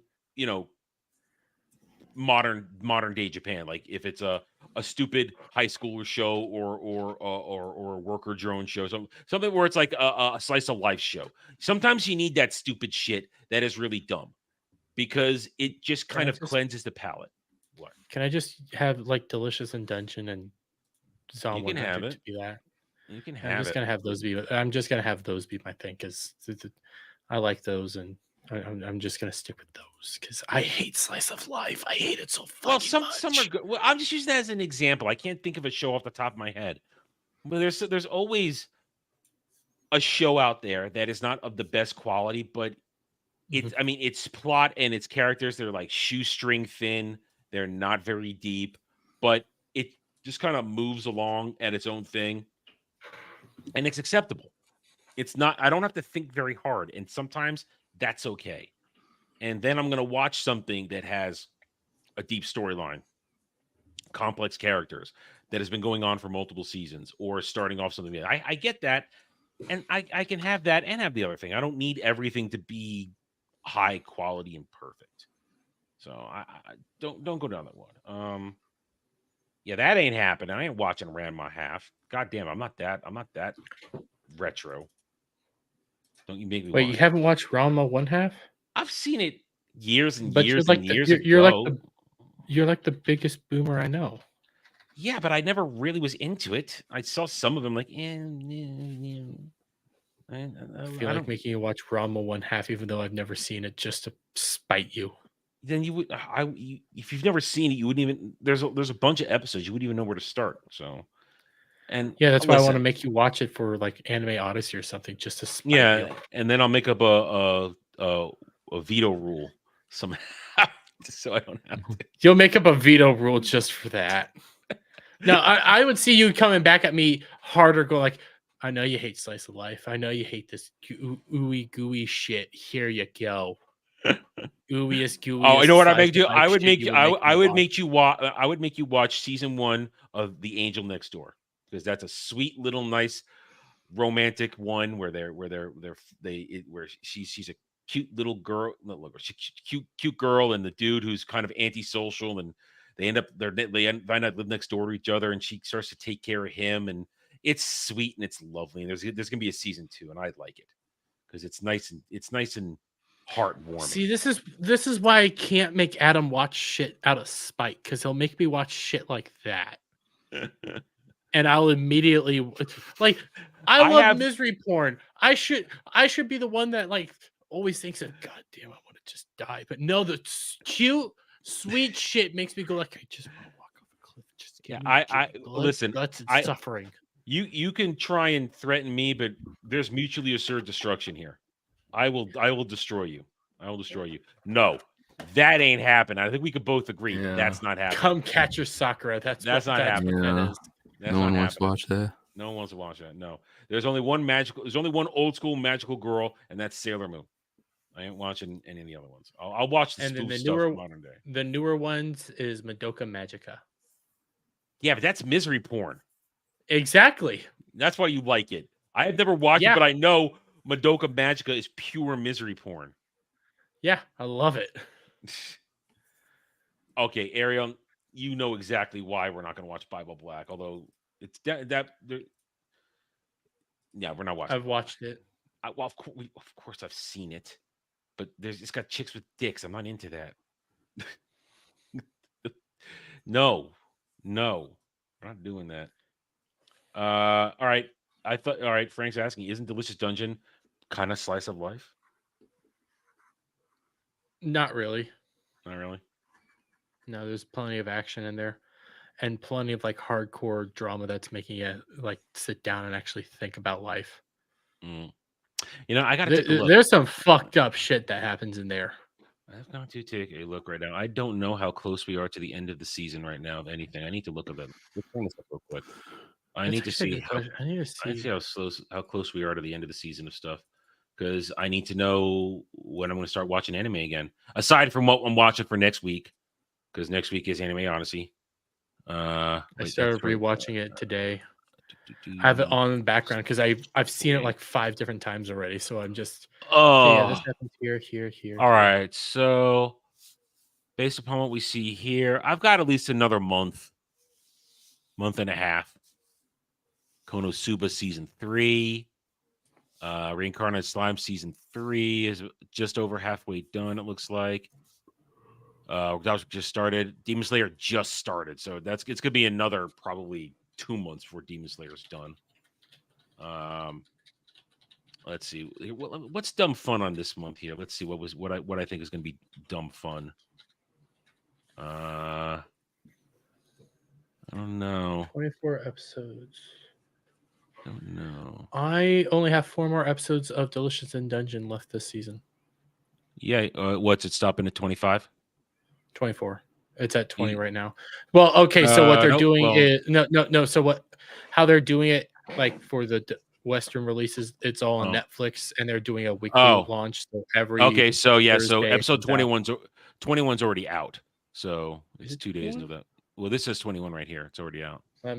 That may check because I watched it. It says sub on Netflix right here. Yeah, you're right. I just looked it up. This is a great website. Live chart is awesome. It's very, very good. I only have 3 more fucking episodes. Give me. I'm gonna be sad when it leaves. I'm gonna be sad. I should not like that show at all, but I love it. I have zero interest in it. None whatsoever. I don't care what anybody says. I will not be bullied into watching Delicious Dungeon. You might So have I'm to not. watch it for Anime Odyssey. Oh man. And that's not me. That's not me like doing it out of spite or anything. That's me like I actually do think this is a good one. See that's the double-edged sword of giving you choice on that show. Once in a while, you're gonna make me watch shit that I would never ever in my anime journeys watch. Never in a million years. I think that's what we do to each other sometimes. I would. Well, granted, that was somebody who's not on the show's choice, but we watch Ghost Stories. Oh no! Listen, no. Here's the thing: he had never even watched it before. He had just chosen as something he'd never seen before. Oh, let's watch this. No. To be fair, I'm not gonna lie. I would do that. Like, hey, I've heard good things about X. I've never seen it before. Let's just watch it together. But no. He even All said right, that he knew here's that the was thing. bad. Here's the thing: High School Double D, fantastic. One of the greatest fan Beautiful. service shows I've ever seen. But the story falls apart in season 4. They changed animation studios. They changed the animation. It looked worse. It wasn't as good. That is how you destroy a show, hands down, is when you change the animation, and the story just kind of fell apart. They stopped adapting it properly, from what I understand, which is why it's been 4 years since a new season. Because they put a nail in it. High School D was fantastic. I love that show for the obvious reasons, but also it was a fun story. I watched it 100% for the plot. I did. Here's the thing. When I started watching it, I had no idea it was TNA. I had no idea it was a TNA show. I'm sitting there. I'm like, oh shit, demons fighting. I'm all about this shit. All right, cool. Yeah, busty chicks, but I wasn't expecting that. And then I put on the first episode. 30 seconds in, Rias takes her top off and takes a shower. I'm like, whoa, okay. Hey, I'm all right. Yeah, that's the exact same way I found it. And then I watched it in the dark with headphones on. Well, I lived alone, so I didn't need to watch it with headphones. Scrubbing his penis raw. Yep. Listen, it was a beautiful surprise, but it also was a good show. The characters were good. The action was well animated. The story was fun. And there was lore to the show. And then they just kind of, like I said, when they did the whole Kyuubi arc, the Fox Queen arc, it just kind of, I don't even remember what happened in that part anymore. I don't. I know I watched it. I don't remember. Granted, I think it was during that period of time when I was laid up and recovering. So a lot of things I watched, my memory's a little fuzzy because I wasn't in the best physical shape. But it was I don't remember it. And since they're not making another season, I'm in no rush to go back and watch it. And also because the animation studio changed. It wasn't as good. It was that cheap kind of animation where it's passable. It lost that unique roundness and quality to it. Usually they try to go like the high-end animation, not the cheap animation. God damn. It got cheap. I mean, all the TNA was still there, but it was still, the faces were wrong. You know how it is when they change studio? The faces are starting wrong. I mean, perfect example was up there. So Data Live 5. Data Live is a fantastic show. I love it a lot just for pure fun. And seasons 1 through 3 had a specific type of animation, but in season 4, they changed the animation. And it's probably going to be the same one in season 5. And it's still the same story, still the same characters, and the story's still good, but I don't like the animation change. It's a little difficult to watch because they're smoother. They chibified everybody's features. They look all like a little bit younger, even though several of them still have big tits. So it's just, I'm not gonna lie, I'm not a huge fan of that chibi style art. I started because I read. Well, they didn't Dr. chibi them. They just made them a little more youthful looking. And it's like, I know what you're talking about. So I remember reading Dr. Stone, and I saw they put the anime on Netflix, so I just started watching anime. I remember not liking the girls' faces in the comics, and I hate them even now more that they're animated because they're like tiny little like cute faces on all the girls, and it's like, God damn, this is creepy. This isn't attractive. This is disturbing. I did do Goblin Slayer. I did it with our previous panelist. It was just him and I. And actually, are they putting out season 2 soon? It's been out. That was 2 seasons ago. It was good. Oh, it was good. I need I need to You should watch watch it. it. I've only seen season 1. Well, did you see? You have to remember. You have to watch Goblin Crown, the movie, before it too, because it is. Well, I did not know that. No, Oh thank yes, Goblin Crown. Yeah, you have to watch Goblin Crown. It's good too. Goblin Slayer season 2 is awesome. We might redo Goblin Slayer because not only we already did it, but I actually got sick halfway through the episode, so we had to cut it short because I wasn't feeling well. Let's just say I had to run to the bathroom. So I would be you. Number up. 1 or number 2? What do you think I'm saying? I have to run to the bathroom, Dermy. I mean, I'd have to run to the bathroom if I have to go. If I have to vomit. No, I'm talking. Indigestion thing type study. All right. I had to get to the bathroom. So I had to cut that episode. You know what? I realized what I said there when I try to start when I said vomit. It's like, wait, no, I went to the wrong way with this. Vomiting's not number 1. Number 1 is listen. As a former chef, I can hold it for a very long time because you have to hold it on the line. So I have a hollow leg when it comes to that kind of thing. Number 2, when that's going to happen, you got to go. But I was actually sick that night. I had to end the show. So I would be okay redoing Goblin Slayer season 1 and combining it with Goblin Crown, the movie, because it's good. But Goblin Slayer season 2, it was really good. It was a lot of fun. It was all the glory that you expect. And there's more of Cowgirl in it. Now she's not Cowgirl. They only call her Cowgirl because she takes care of the cows. But the best friend. She's not Cowgirl like this type, like Moo. No, she just takes care of the cows. No, she's in it way more. She's best girl in that one, man.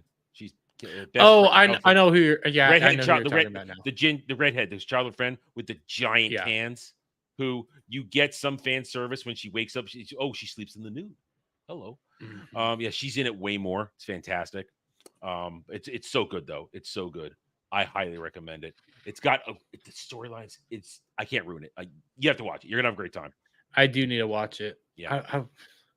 I really liked how they balanced the whole like actual D&D style things with dice and stuff, and played around with that concept. I thought that was cool.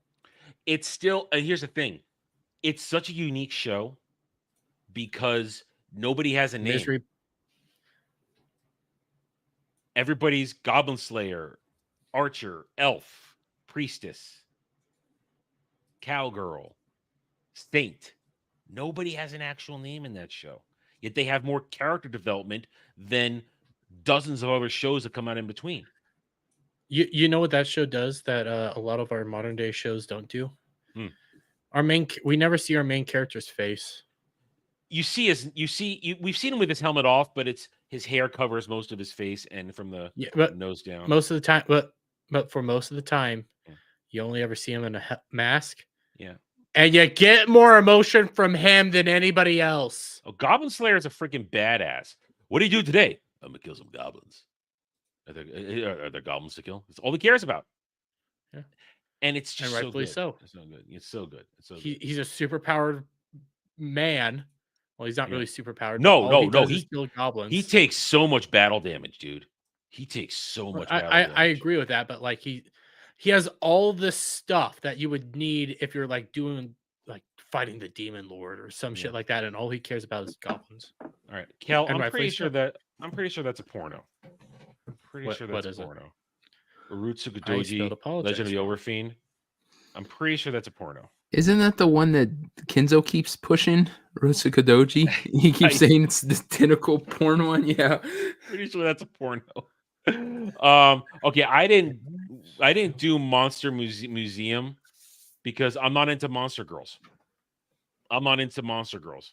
Succubus is about as far as I go into a monster girl because they're still basically humanoid. I'm not into spider girls or Lamias or all that kind of stuff. I'm not into monster girls, even though I know that thing is jam packed with fan service. Monster girls don't do it for me. Yeah, of course I know. I've been around the block. I know stuff. All right, I know things. It's we've turned this into anime talk tonight. We got to get in before Samuel shows up because we can only go so far with anime with him before we do that. Yeah, it's I would be okay doing Goblin Slayer again. because I don't think I did it enough justice the first time around. And like I said, the episode I get cut short because I wasn't feeling well and I literally couldn't stay on camera anymore. Had to end it because it would not have been pretty. What? I've heard of it, but I don't care. I've heard of it, but I don't care. I don't care when the Japanese do versions of our Western stuff. I don't care. I prefer their original stuff is what I really prefer. All right, so I don't want to cut this short, but I don't want to beat people over the head with Anime Odyssey stuff because we're gonna do that next week. But I have this. Are you fucking serious? What? What? I'll let you do this. What? So I have a commenter. Okay, he's lost his mind, like full-fledged. Are we talking crazy Doctor human Who? being. Yeah. Okay. He starts off why the overnights are meaningless. I Mhm. said the show's dead and it's the last episode. It's garbage, and then he said, my God, he's all over the place. But he said, "I dare you to watch Boom and say it's bad TV." So I said, Already did "Here's it. my review. Go watch it." Already did it. It looks like 40 minutes of you crying over him crying. And I said, "So you didn't watch it, and you're just so you didn't watch my review, just like nobody's watching Doctor Who." And his response is, "I'm not going to watch a 40-minute review of you whining." It's like, well, I mean, I had nobody's one watching Doctor person- Who 40 minutes of Doctor Who whining. So I had one person, it wasn't directly to me, but it was a comment to another comment today, say, well, we just need to wait till the streaming numbers come out. And I replied saying, yeah, you think Disney's never going to give you their actual streaming numbers? Huh? yeah, Yeah, Numbers. haven't so far. Yeah. Well, Ariel wants to talk video games, so I am going to talk video games because I do have an article that I think it was Melee James commented on it. I think that's where I saw it. And I thought, wow, I'm totally okay talking about this because we talk Star Wars around here. And a lot of us have played old Star Wars games. So you see this right now. Nothing is too niche for modders to remaster, not even a 90s Star Wars FPF expansion pack where you play as Luke Skywalker's weird non-canon wife rescuing my favorite expanded universe dork. This is PC Gamer. What person in their right mind would call Mara Jade Skywalker weird? And a Disney stan. yeah. Mystery Mystery of the They also go call him. They also call her non-canon. She's technically non-canon in Disney. She's canon within the EU. Yeah, exactly. and the EU is canon. That's the thing that I'll always make the point. Now, Mystery of the Sith Remastered just got a big 3.0 update. Now, I actually have this. I bought the entire Dark Forces PAX 2 stuff a couple years ago for real cheap on a May 4th, which is all it's good for. I haven't played them because I've never gotten around to it, but I have them. And I have Mysteries of the Sith, so I didn't know that Mara was in that. But let's read this.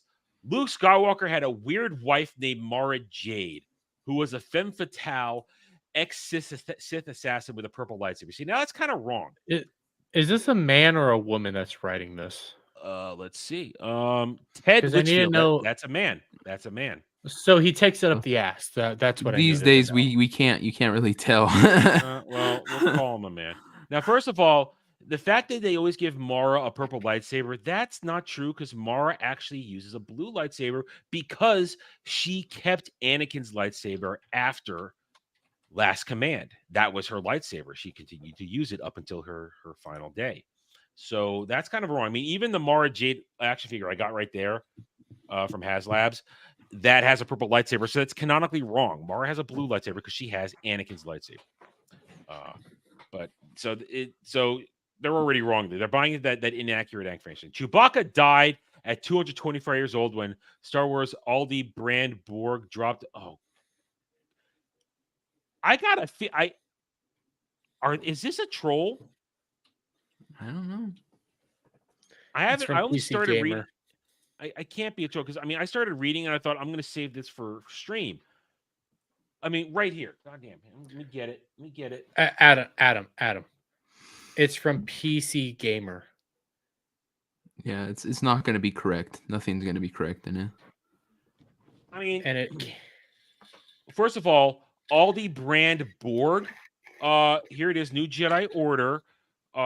Del Rey, a legitimate publishing company, working with Lucas Books. They made their own Lucas Books, their own book, their own brand. To call it an Aldi brand Borg, first of all, the Yuuzhan Vong are biological. There's no cybernetics at all. It's all biotech. God damn. What the fuck was that? Sorry, that was me. God, you spent all last night yelling at Devil for not having his phone on vibrate. And That I will fully take responsibility for that one. I was turning my TV on to go look something up real quick, and I forgot my volume was way too loud. it was Anakin's lightsaber that Luke lost on at Bespin. And what happened was they retrieved it and they brought it to Mount Tantus, where Sabaoth used Luke's cells to clone Luke. So it is Anakin's lightsaber. It's like Anakin's lightsaber. Luke, like with 2 U's, because that was the weird thing that they did. If a clone had a U in the name, it had vowels. It would double the vowels, like U, Juros Sabaoth. So that was funny. Yeah, that was Anakin's lightsaber. Yeah, the one he lost to Bespin. Yeah, and Mara kept it.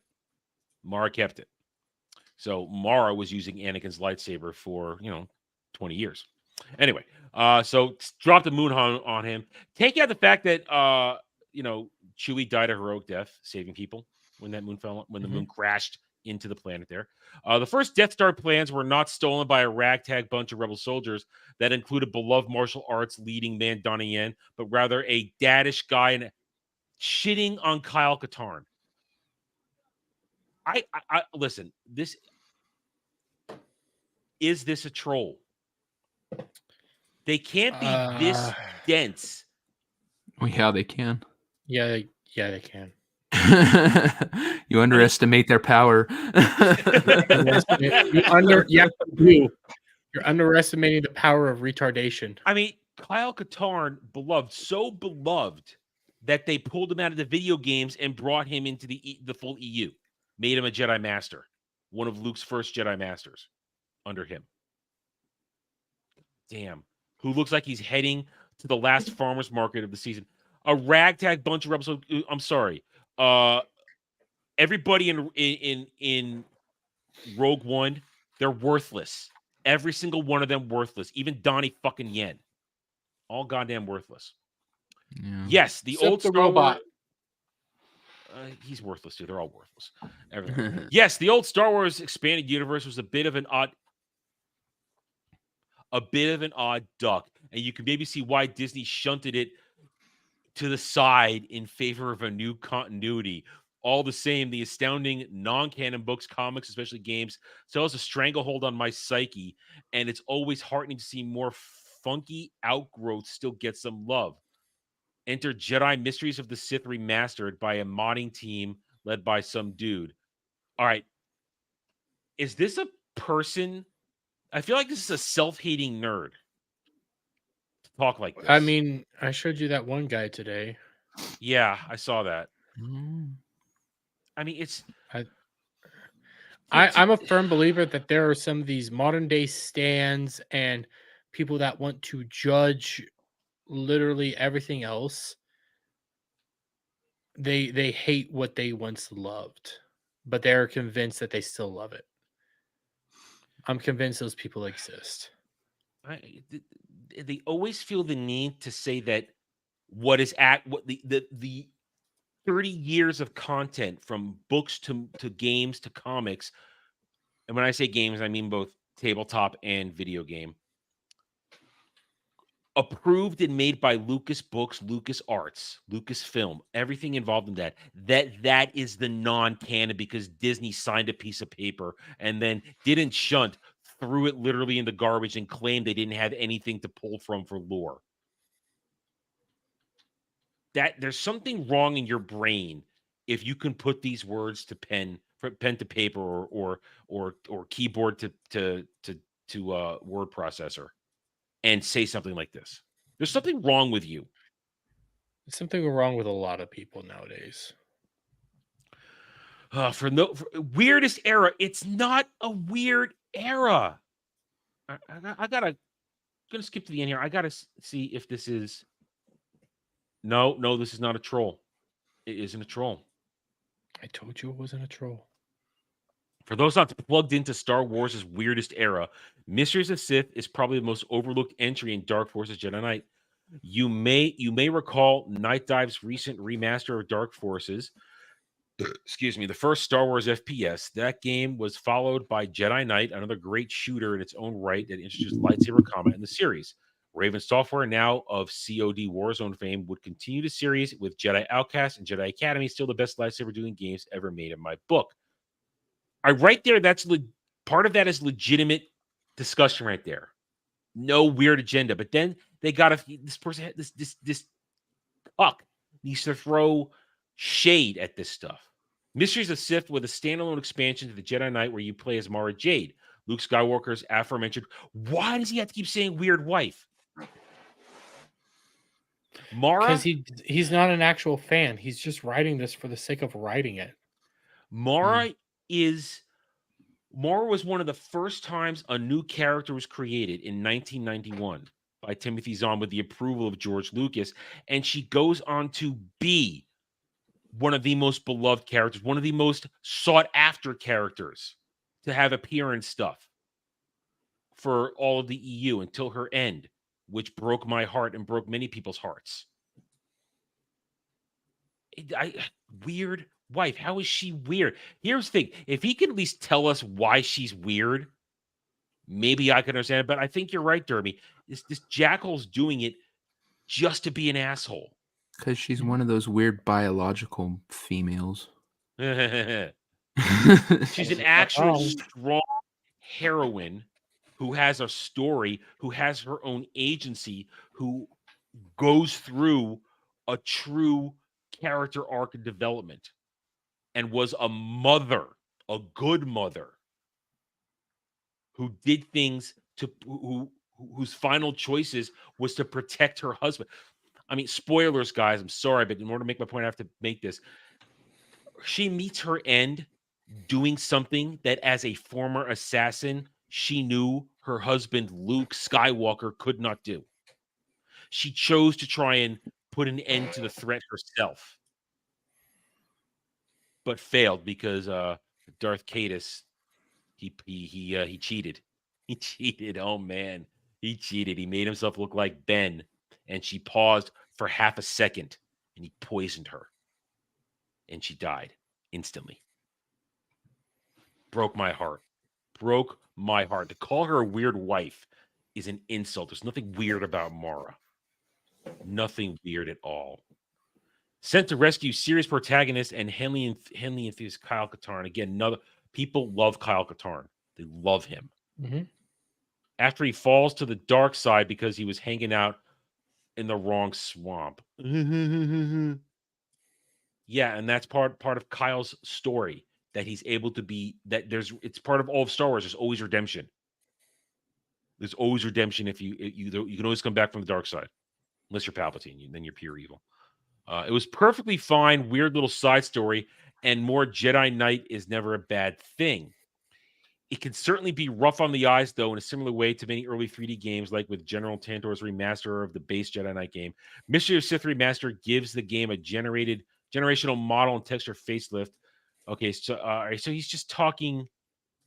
So scanning over this remember thing, he wrote this article purely to just say it got a facelift, but takes a lot of time to just take unnecessary pot shots at actual Star Wars.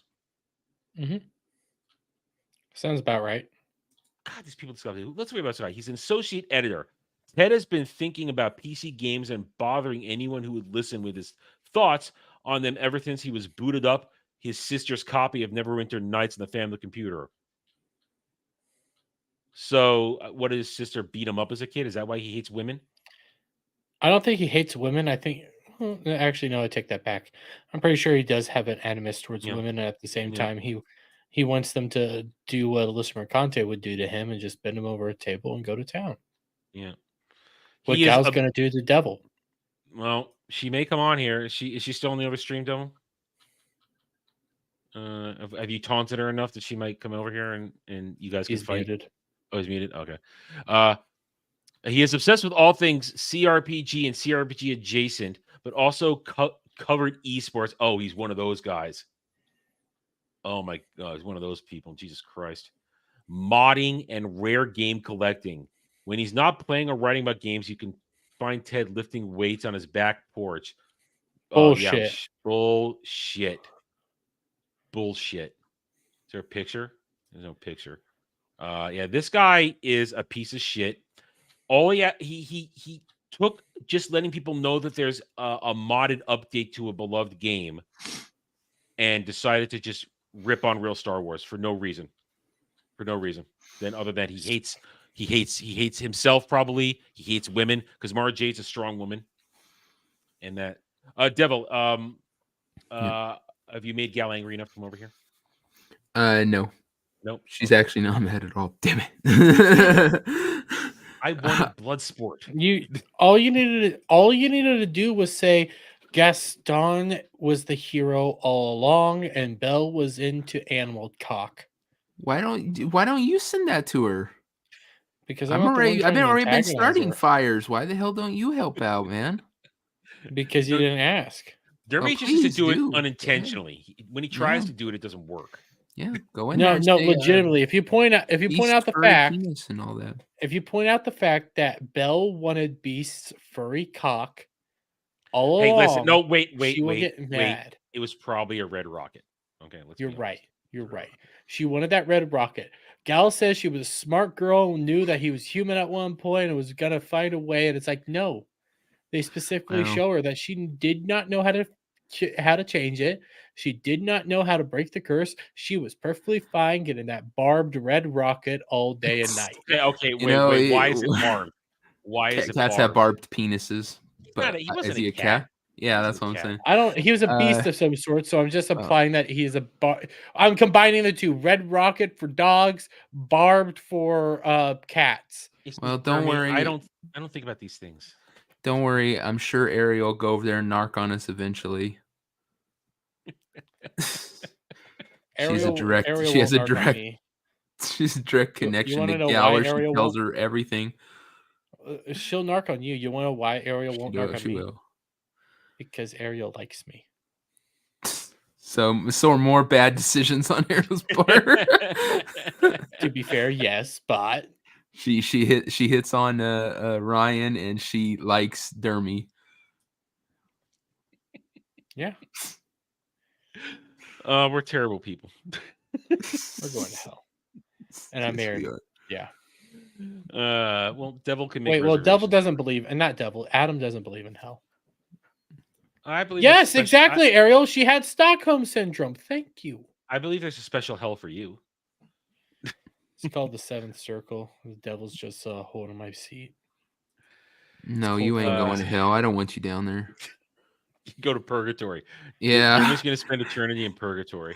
Me and God were Rochambeauing who had to take you, and we decided we just create a bubble and stick your ass in there away from all of us. I mean, if it works, it works. Keeping it on video games though. I'm excited for. I'm so excited for Final Fantasy XIV. I played all afternoon today. Just getting my weekends done. What do you think I'm doing right now? Yeah, I figured you were that or you were editing a video. No, I quit trying to edit videos on stream. That it's basically impossible to do how I do it. So I'm back to my weekly grind, getting the weeklies done. Tomorrow, Grumbit, we're finishing Celebrate tomorrow night. Celebrate. See, now I'm trying to be racist and I can't do it. Yeah, tomorrow night, Grumbit. We're gonna finish it tomorrow night. I didn't have time tonight between eating dinner and falling asleep in my chair. and getting started with the stream tonight. No, tomorrow night, probably around 7:30. I also didn't want to do it tonight because if I had started at 7 o'clock, we would have had a hard stop time of maybe just an hour and a half, hour 45 minutes, and I don't know how much longer there is to the game. I'd rather start the stream and just play to the end without having to stop because we're in the final part. I did some scouring. I found one of the remaining 6 cans or 7 cans. I have to assume the remaining 6 cans are in the final level or someplace New else. Game Or Plus. maybe I don't know. Yeah, so I've been everywhere. I even went back to places where I had no easy teleport back, and because the game auto saves all the time, I couldn't just reload a previous save. So I had to walk all the way back from dungeons that I couldn't do. So yeah, we're gonna do it tomorrow. We're gonna finish up tomorrow, and we're going to probably enjoy it. Hopefully I haven't lost my rhythm. I probably haven't lost my rhythm. I mean, what am I looking forward to? What games am I looking forward to? Honestly, right now, most I'm looking forward to is 14's next expansion, Dawn Trail, because I'm into it right now. I'm having fun. It's nice and relaxing for me. I've got my rhythm back. I'm playing the game at maybe I don't want to say my peak, but I'm doing pretty well again. I'm not screwing up as much as I have been prior weeks. Other than that, honestly, since I'm not into Elden Ring, like Grum was bringing up here, shout out to Uritri, I'm not into that. There's only kind of maybe I think one game I'd like to play, that new Manor Lords game. But I have to, after I buy Dawn Trail next month or in a couple of days because it's YouTube payday and I got just enough so that I can make my little video game budget. I'm kind of shutting down my video game budget for the coming months because money has to go other places. So I know that feeling right now. Yeah. So and the thing is, though, there's nothing much coming out that I want. I mean, anything I want, I can kind of push to the holidays when maybe they're on sale. I want to get Shadow of the Earth Tree, but I'd have to replay Elden Ring altogether. And I spent money for 3 months of Final Fantasy, so that's what I'm working on right now. Mm-hmm. And you're enjoying it, so it has been worth it. Yeah. It's free to play up to a point, Ariel, but the whole game isn't free to play. It is a subscription based game, but it's worth it because Square Enix treats their player base very well. Yoshi P provides good content. There's a lot of fun. I mean, listen, I got shit to do. Even though it was worth it because I was getting currency to buy something. Hello, Samuel. How are you? Hello. How's it What's going? up, Sam? Even though I had to have stuff to do, I dicked around in the Gold Saucer most of yesterday. I just dicked around playing games in Gold Saucer. And I'm level 90, and I still do that shit. So I mean, Samuel, how's Uzdi and Chronicles going? Good, actually. I mean, I've done nothing but grind for the last 5 hours. Good man. You know, because the difficulty does ramp up, and there are times when it's just like, holy shit, why are they hitting me so hard? Like I'll go to a dungeon or some shit with 60 what the equivalent of high potions, right? Mm-hmm. In my inventory, and like say 12 to 18 revive potions for fallen comrades and shit, and I will go through almost all of those before I get to the dungeon. Damn.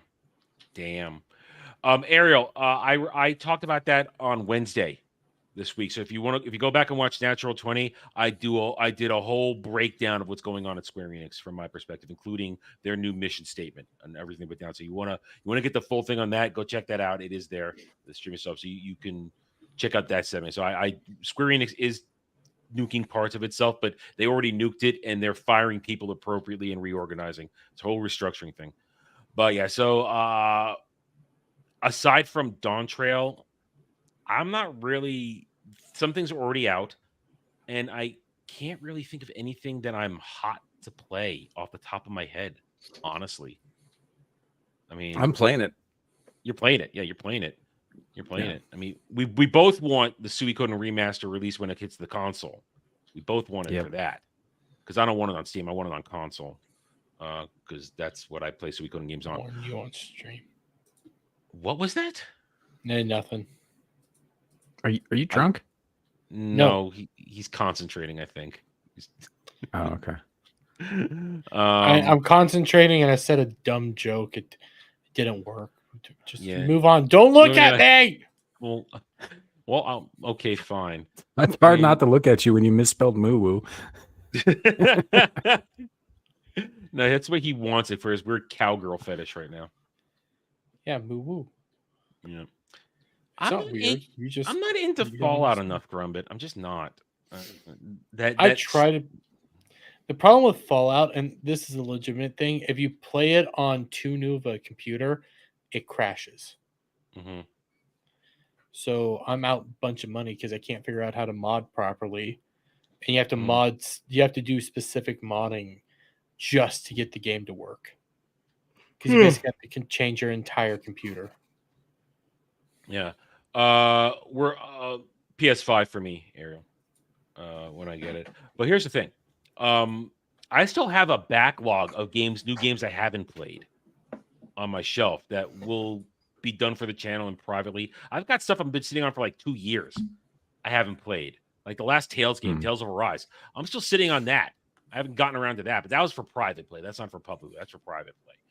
I've got Octopath Traveler 2. I got a couple other things that I bought. What you are going to get, Ariel, is when we're done with Stellar Blade and when I'm in between Final Fantasy 15, I will be streaming Star Wars Empire at War because I did get that a couple weeks ago. But the thing Empire is, at War is a good game. It's got a lot of mods to it. It's got a ton of mods. The modded community has got expanded universe stuff modded into it. So I need to sit down and I need to decide what mods to put in there and kind of figure out because they got a Yuuzhan Vong mod for it. They got Vong in there. They got New Republic stuff.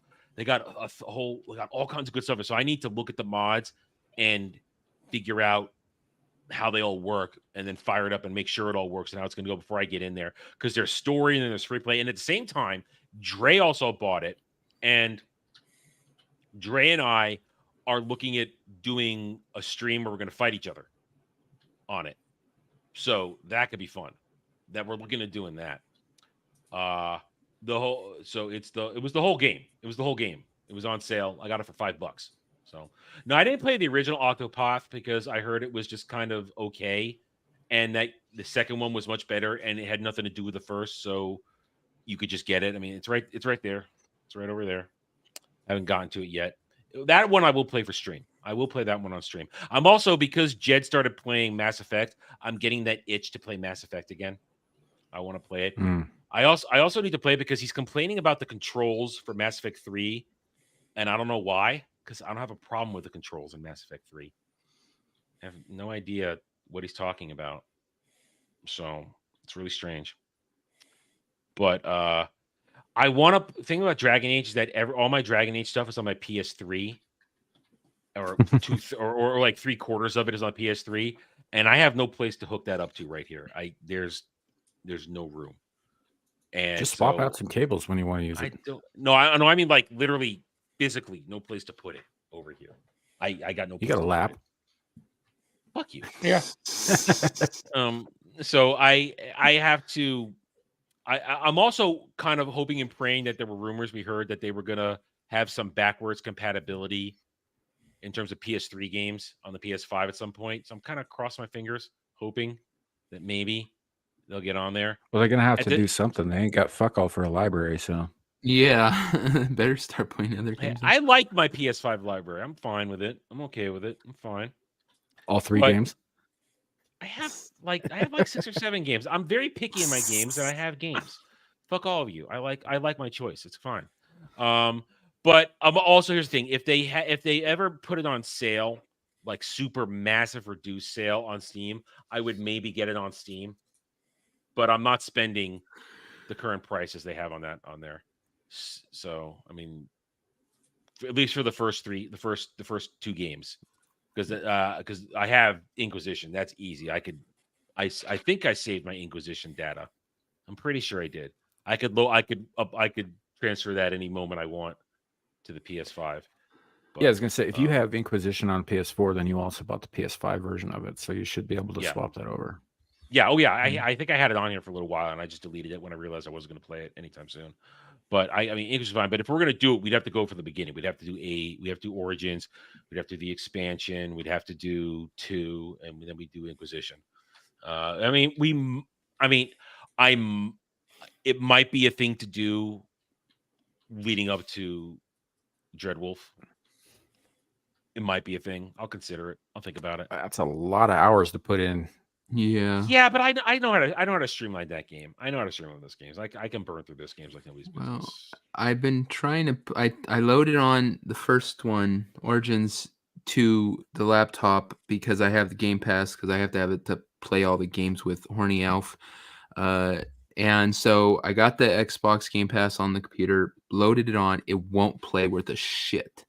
So it's the same thing. I'm hoping they start either having it backward compatible so I can buy it cheap for PS3 and play it on PS5, or if they put it into the thing, because I don't think they have it in the game store.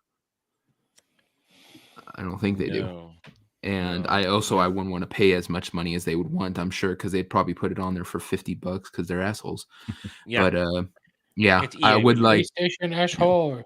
No, it's I would- EA. No, it's EA. Yeah. EA is That's asshole. EA I is would- asshole. I would really love to be able to play them again because I haven't played them since. I think I played the first one, like I said, like 3 times, maybe 4. Second one, I think even more. But like I said, it was years and years and years ago, and I haven't got to touch them since. Oh, so it's I'm been a supposed to- decade since I played Dragon Age. When I Yeah. did my playthroughs, and then when I did it, I did playthroughs all the way through because you play the whole story up to end of Inquisition. But I've played those games to death. I mean, I've played them ever since from Sunday. So if when I do play it, I'd play my favorite version of it. Is what I would do. That's how I would do it. I'd play my favorite version.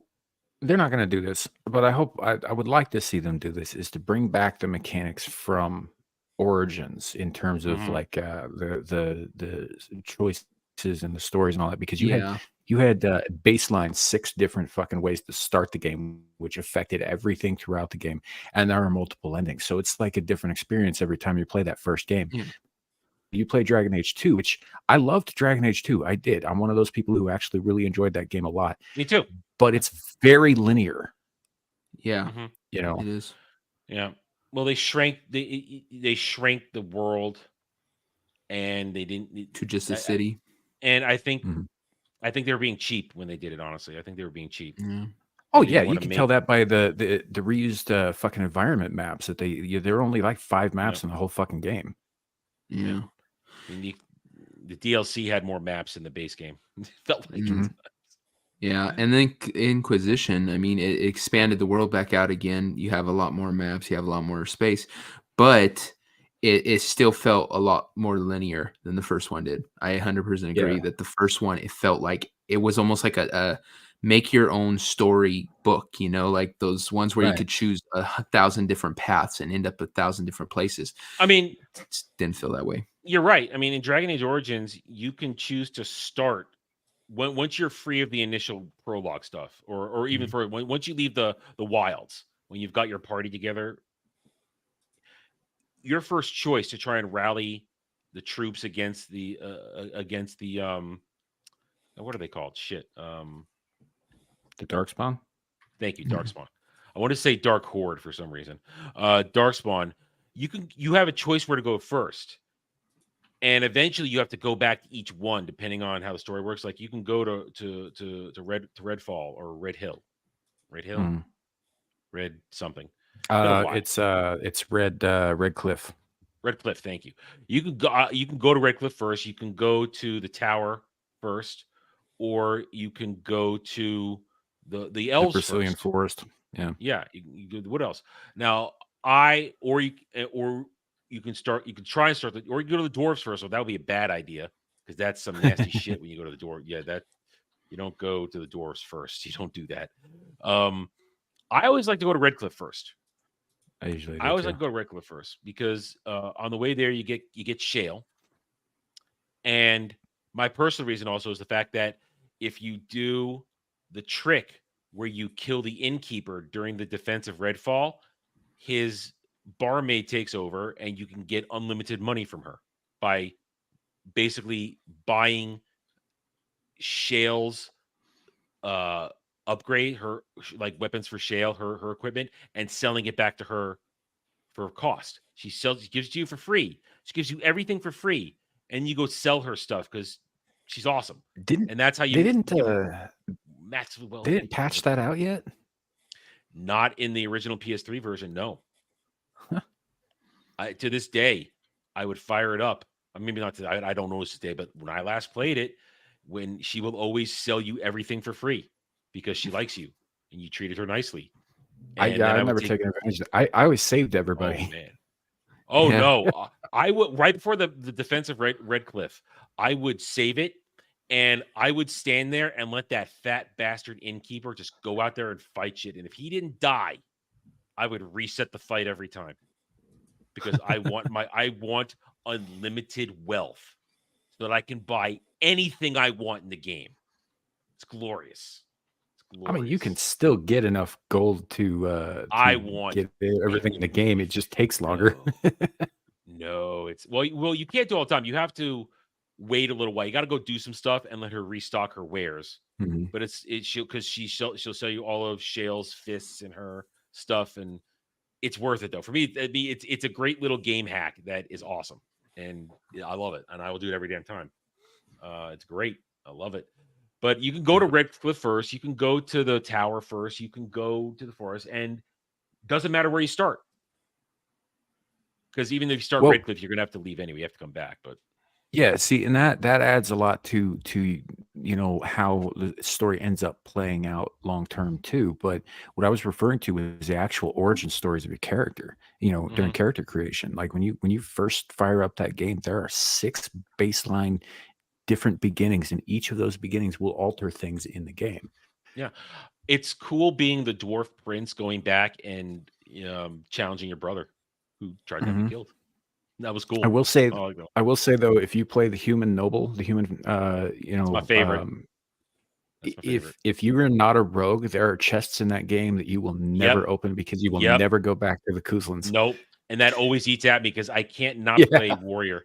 I can't not play warrior in Origins. I'll play rogue in Inquisition because that is just godly with the dual wielding. But I can't. And I think those are the only. I think the Kuzlin estate is the only place in the game that you can never go back to that actually has chests that you can't open because you don't have a party with you. It's just you. Nope. So you have to be a rogue.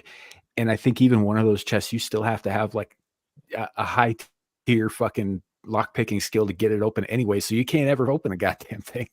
And here's the thing: even if you let's say you got a bunch of points, I'm always going to put my points into Silver Tongue or Persuasion so that I can talk my way out of everything if I need to. It's such a good game. That's a game that could use a remaster for a current day graphics look. It could, I guess. Obviously, just a remaster, like not a remake. Just a visual makeover. Just visual makeover. Yeah, it could. I don't know. I think there's a bit of charm to because at the time that shit was cutting edge. But their hands all look so grody. Dude, the fact that all of their weapons just kind of hang there about 2 inches off of their back for like no fucking reason. That has bothered me since the day I bought the goddamn game, and I love it. It's like I'm gonna put my sword away. It's just floating there. It's fine. I agree. It's definitely one of those games that if they did it, it would be a cool thing if they did a remake of that, graphically took it up, before Dreadwolf, give people something to really look, do. But there's no time before Dreadwolf because Dreadwolf's in about 5 months. So if they had been working on it for a while, is what I'm saying. It's if it was something they actually planned. Instead, but it's BioWare's not really in the planning business anymore. No. But it's the same thing I said with Red Dead. I said before they come out with the next one, whatever they're planning to do for the next Red Dead, they should go back and get Red Dead Revolver and fucking graphically bring that up. That game was great, but graphically, I mean, it's shit. But if they remastered that and brought that back before they started Red Dead, 3 or whatever they're going to do next, that would be a great game. But they don't do that. They won't. I mean, remasters would be It's an called easy using your way. mind. An easy way to do it. I did a mage start once, but I never finished it because I didn't like playing mage in the first game. I just didn't like how it felt. Mage was rough in the first game. It was not like the optimal way to do it. It had a really great fucking storyline, but in terms of like actual gameplay, mages are better support characters in your party than they are your main. Yeah. You Unlike know, 2. in two, it's fucking God P mode. as hell. It's God mode. Yeah. Especially if you go with the gravity mage set. And it makes in 2, that's the canonical choice for Hawk in 2, be a mage. That's the canon storyline. Yeah. But 2 is overpowered. 3, it's also overpowered in Inquisition too. It is. It's a little better balanced than it was in 2, but it's still pretty. It's pretty up there. Yeah. The only build that I had that I really preferred over mage in Inquisition was the warrior reaver mode. Like the Blood Reaver, and then you unlock like the Dragon Claws attacks and shit like that. Man, that is brutal stuff.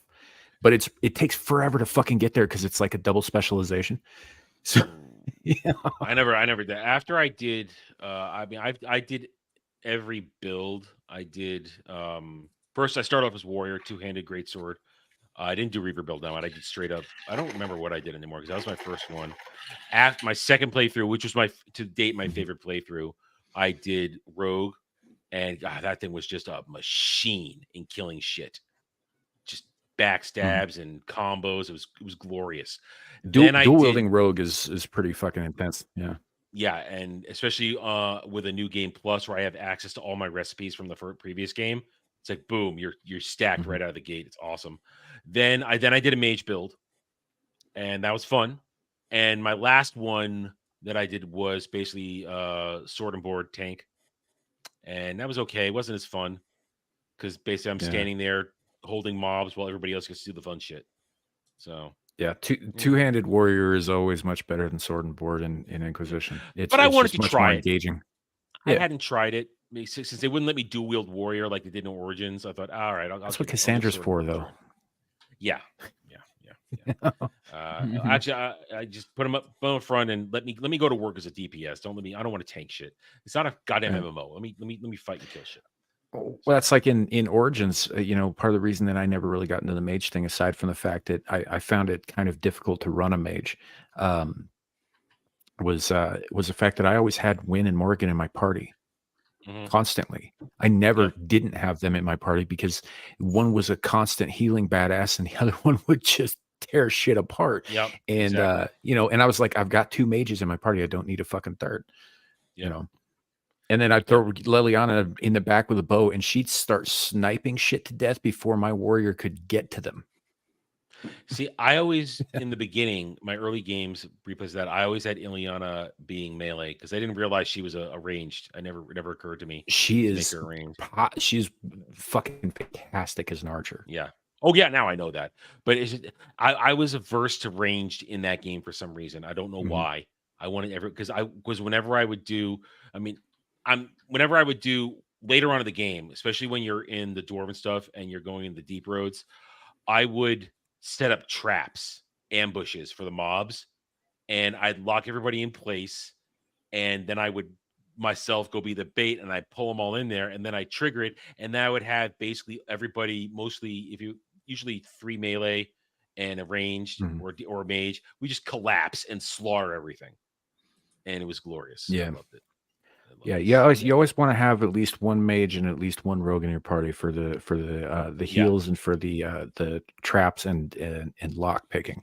But with you had different options for each of these things. But the only time I ever used Zevran is a hilarious character. I love his story and dialogue and all that. But I never really used him much in combat till like my 3rd playthrough.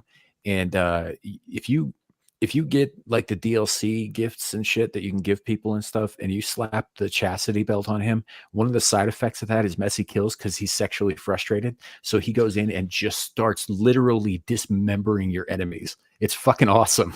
It's so goddamn bloody. I love Zevran. I love the cast of the first one. And I know I've said this in the past, but I like the cast in 2 better. There's something about the cast in 2. Yeah. The banter. The cast in 2 was really good. Yeah. The banter. I would stop and let the banter just run its course sometimes because it's just so funny. My favorite one is Isabella and Varen. They're in a party at one point and she's talking dirty to him. And at one point it's like, I just want to run my fingers through your chest hair. It's right there, and it's glorious. It's just so much fun. I love it. I said Varric. Sorry, why did I say Varen? I don't know why I said Varen. Thank you. It is Varric. Yeah, I usually had Varric and Meryl in my party, and it was always hysterical because there was always some shit. Because she's a very sheltered character, doesn't understand much about the big wide world, right? She knows all kinds of shit about blood magic, which is kind of terrifying, but she doesn't really understand like basic normal people shit. And so every time something would happen, Varric would have to explain to her like you would Daisy. a 5-year-old. Listen, Daisy, what was going on? It's really hilarious. I know. It's glorious. That's the real charm of these games is the banter, the party banter, and knowing who to put together in the party, who not to put together in the party. Because don't put Morgan and Liliana in the party together because they will do nothing but yell at each other. Did you in Inquisition? The first time you kill a dragon, if you have Iron Bull with you, right? He shouts some shit in Kunari. Killed a fucking dragon. Yeah, he does that too. But yeah, in Kunari, he starts shouting this stuff like right before the dragon dies. And later on, you have the option to ask him what he said in the castle. And he's like, it doesn't really translate, but basically it says, I'm going to sexually pleasure myself later when I think about defeating you. Yeah, I mean, my Dragon Buster group for Dragon Age 2, for Dragon Age Inquisition, pick your tank, doesn't matter. It could be Cassie or it could be the fake warden. Blackwall. Blackwall, yeah. Choose your tank, doesn't matter. Me, Bull, and Varric. That's my team because they just Varric, he is a machine with that with his crossbow, man. With what's his crossbow's name? I just forgot his crossbow's name. Bianca, thank you. Bianca is a beast when you upgrade her, just destroys shit. Bull will just tear into it from one side and the tank holds it, and then I'm just backstabbing the hell out of it on my rogue. So that's my that's my dragon busting team, and it worked every time. Ariel's got a question. Yes, depending. There are a lot of factors in play. It depends on how your Origins game went. It depends on how Dragon Age 2 went, and it depends on certain character choices. Like when you set up the world on their separate website from the game, which I always thought was dumb as fuck. Well, it's because they swapped. They changed consoles and they couldn't swap. Yeah, I know, but it's still it's like goddamn. And I never could get that shit to work because I did get it to work. I got it to work once. But you have to have the world set up in a very specific way for the hero Ferelden to show up, but he or she does make an appearance once. Really? I never got him. Yeah, because Morgan just references him that he's someplace. Well, for me, because I always chose. Like I said, you got to have all the factors right. Yeah, I mean, in my version, he always goes with her through the mirror to have the Illuvian. Illuvian, thank you. But he never came back in my Inquisition games. No, I never knew that there was a combination because I thought he's just off to the side because everybody said you can't have the hero Ferelden come back because of all the shit that makes things not work. And then, I mean, Hawk comes back it's only if your canon story is that the hero Ferelden doesn't actually die at the end of Dragon Age 1. Mine didn't die, and there's like I said, there's other factors, but that's like the main one. They have to survive. Yeah. And so yes, it is possible to meet the hero Ferelden, but it's a very, very rare thing to happen because I didn't know you have to have all the dominoes in the right place. I just learned that was a thing, and I've never known those things. Yeah, I've never gotten it either. I've just Yeah. I mean, again, Morgan references him that he's doing something, and that she's going to go back to him when she's done with you. Yeah. So does Liliana, actually. Yeah. Well, that's if he romance Liliana Liliana, talks I about assume. him. Yeah. Yeah. So, well, yeah. And of course, then Hawk does come back. Hawk's he's an entire section of the game, and you can actually have Hawk die. I, of course, didn't, because he's Hawk. I'm not gonna let Hawk die. Let Hawk die. So it's cool that they did that. Of course, whenever Hawk comes back, I have to then change his appearance to match how he looked at the end of my last game, because they didn't. Of course, they don't transfer over, because it's separate game. So I have to take 20 minutes to make him look like he looked at the final part of Dragon Age 2, because I kept changing his appearance because of the black market option with the mirror. The best part of that is when Cassandra finds out that Varric invited Hawk, because she is so pissed. You lied to me the whole time. And he looks at us, of course I lied to you. Of course I lied to you. I wasn't going to turn in my best friend. Yeah, it's even sweeter when you find out that she's a fan of Varric's novels. I know. And that's one of the gifts you can get here. You get Varric to give you one, and you give it to her as a gift. Good stuff. See, we're talking about it. I want to play it. All right, we got to keep bugging me as we get closer to Dreadwolf, and we'll see what I can do in terms of a playthrough. I probably won't have to twist my arm very hard, but we're at this point now, so I'm going to say, Star Trek. I'm almost done with TNG. I'm in season 7. I'm in disc 5 of 6 of season 7, so I'm almost done. And I want to pose this to you, Dermy. You keep playing 14. You have nothing to say in this. You're fine. You're not required to participate in this. So we're in season 7, and after Worf's multiple timeline skipping, which was an episode that I always liked and inspired me creatively for a lot of different things, they introduced Worf and Deanna as a possibility. And at the time, I didn't have a problem with it. And watching it now, even knowing what's going to happen with DS9 and beyond, in the moment, I still don't have a problem with it. Am I wrong?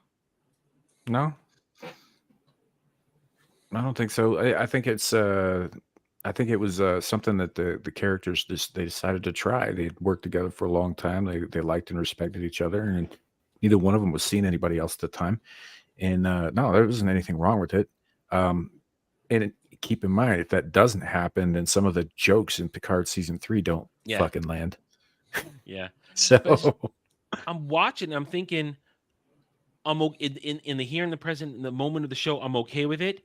And I now going forward, of course, Worf Jadzia is fantastic. I love that, and it's still too soon. It is still too soon.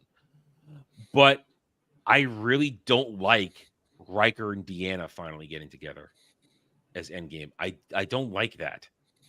It never felt right, especially in an Inquisition where she makes the joke, "I never kiss you with a beard."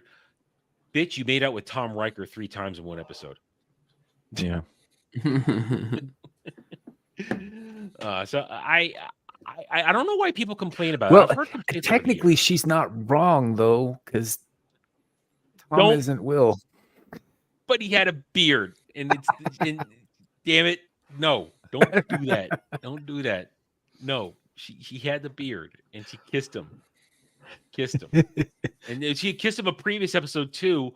On the episode, I think it was the episode where Loxana gets kidnapped by the Ferengi. I think she kissed him in that episode too. Pretty sure. But I'm at the end of it now, but I've heard people complain about that over the years, and I liked it. I thought it was interesting, and I understand why they went away from it, because they shifted Worf to a different show, and there was no TNG anymore, and Worf had to have fresh storylines. But I always felt that when they did take time to do it, when they didn't run away from it like they ran away from Picard and Crusher in TNG, Star Trek didn't have a problem putting out good relationships. They did a good job. Mhm. And Yeah, I'd agree. and it's a shame. I wish they had tried it sooner, you know, that they hadn't waited so long. Because season 7 as a whole, and I mentioned this to Devil yesterday, so I'm gonna mention it to you, Samuel. I started mentioning it first part. Later, I have had more thoughts since I watched a few more episodes since then. I feel like season 7, while it has some good episodes, it's a weak season overall with a lot of what they did, and you can feel the mileage at that point. Unlike DS9 season 7, where it's still some of the best storytelling in Star Trek in DS9 season 7. Right up until like the last 20 minutes of the series finale, yeah. But I would agree. I think that TNG really peaks and it gets good in season 3, and it peaks in season 4 and 5, and then it starts a gradual, mind you, very gradual decline from there. And I don't think that it's necessarily it's just a product of the the show kind of showing its age a little bit. They're not as invested. Like, it's still really good, and it's still leagues better than seasons 1 and 2. Right. It's just not on the same level as the middle of the series was. The middle of the series was probably some of the best television ever made. Oh yeah. I was telling these guys a couple weeks ago that you watch season 3, there's literally not a bad episode in season 3. There's not a bad episode in season 4. Season 5, still so much good. Season 6, this and that. And there's a weird thing in season 6. In season 6, they do a lot of episodes where you can tell time has passed. They do some definite, it's been X amount of time since we did this earlier season. But Worf suddenly goes from shoulder length haircut to ponytail between 2 episodes, and it hasn't been long enough for him to grow that much hair. And Alexander's grown that much hair too. So what did they do? Go to Mr. Mott and get extensions? I mean, maybe. I don't know. I don't know. Maybe extensions are a thing on Kronos. It happened suddenly. But here's the thing. So I'm watching a couple days ago, or no, it was yesterday. It was yesterday. And I knew it was coming. And I was happy it was coming because then it's over finally. The final Wesley episode. It's a horrible episode, Samuel. The one where this is the one where he dips out with the Traveler, right? He dips out, but the whole episode is also Indian guilt episode.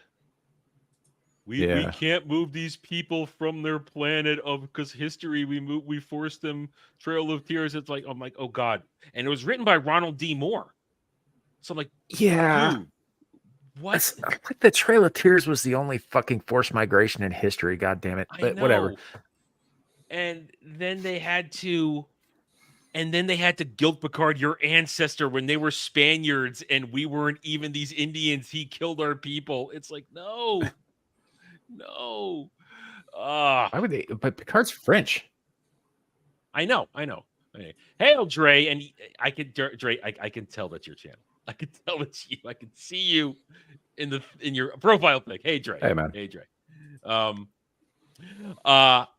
But yeah, so it have to guilt Picard and then spend an entire episode of people whining about we can't be moved. When they make a statement early in the episode, we warned you not to put a planet in Cardassian territory. We warned you not to do this. It's just like, yeah. I have no sympathy for them. This is sort of them kind of trying to lay the groundwork for the later stuff in DS9 and Voyager with the Maquis and being in the borderlands between the Cardassian Union and Federation space. Yeah. They did it in a very ham-fisted way. Yes, you're absolutely right about that. And it's like over the top, and it's a fucking Wesley episode. What do you want, man? Yeah, I know, but here's how to try to rationalize it though. It's ham-fisted. It's the only time I can think in these entire 100+ episodes I've watched for the past month or so that I've only felt preached at. It's the only time I felt preached at. And I was like, I'm yelling at the screen, shut up. And I can't skip it because I have to watch this shit. I'm watching it all the way through. But I kind of feel maybe they did it so they could piss on Wesley one more time. I don't think that was their thinking at all. I really don't. It's Ron Moore is a very good writer, but even Yes. he gets up his own ass sometimes with social justice shit, and he always has had Yeah. that streak in him. Most of the time, he keeps it, under control, and he's still able to turn out a damn good story. But Mhm. they ain't all going to be fucking perfect, man. No, of course not. Yeah, but I mean, so it's just statistically alone, I had forgotten what the meat of the episode was. It's one of the few times I didn't remember the meat of an episode. What it was, what I knew was the Wesley episode, that he's gonna freeze time. The travelers are gonna go, let's go on our gay adventure together, and then he's gonna say goodbye, and good riddance, motherfucker.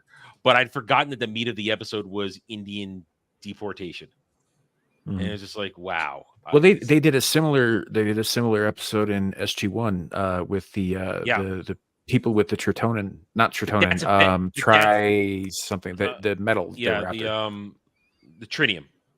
Yeah, trinium. I think. And the spirits. That's good, but that's good, and that's not right. They did it right there. Yeah, and it's just about stealing something and lying, not we're repeating history. Oh, what the fuck do you think the Trail of Tears was about?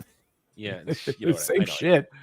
Yeah, but it's just SG1 did it better there, and Ron were there. But then again, I go back a couple episodes where you had the episode Lower Decks, which is an actual episode of Lower Decks, not the crap cartoon show.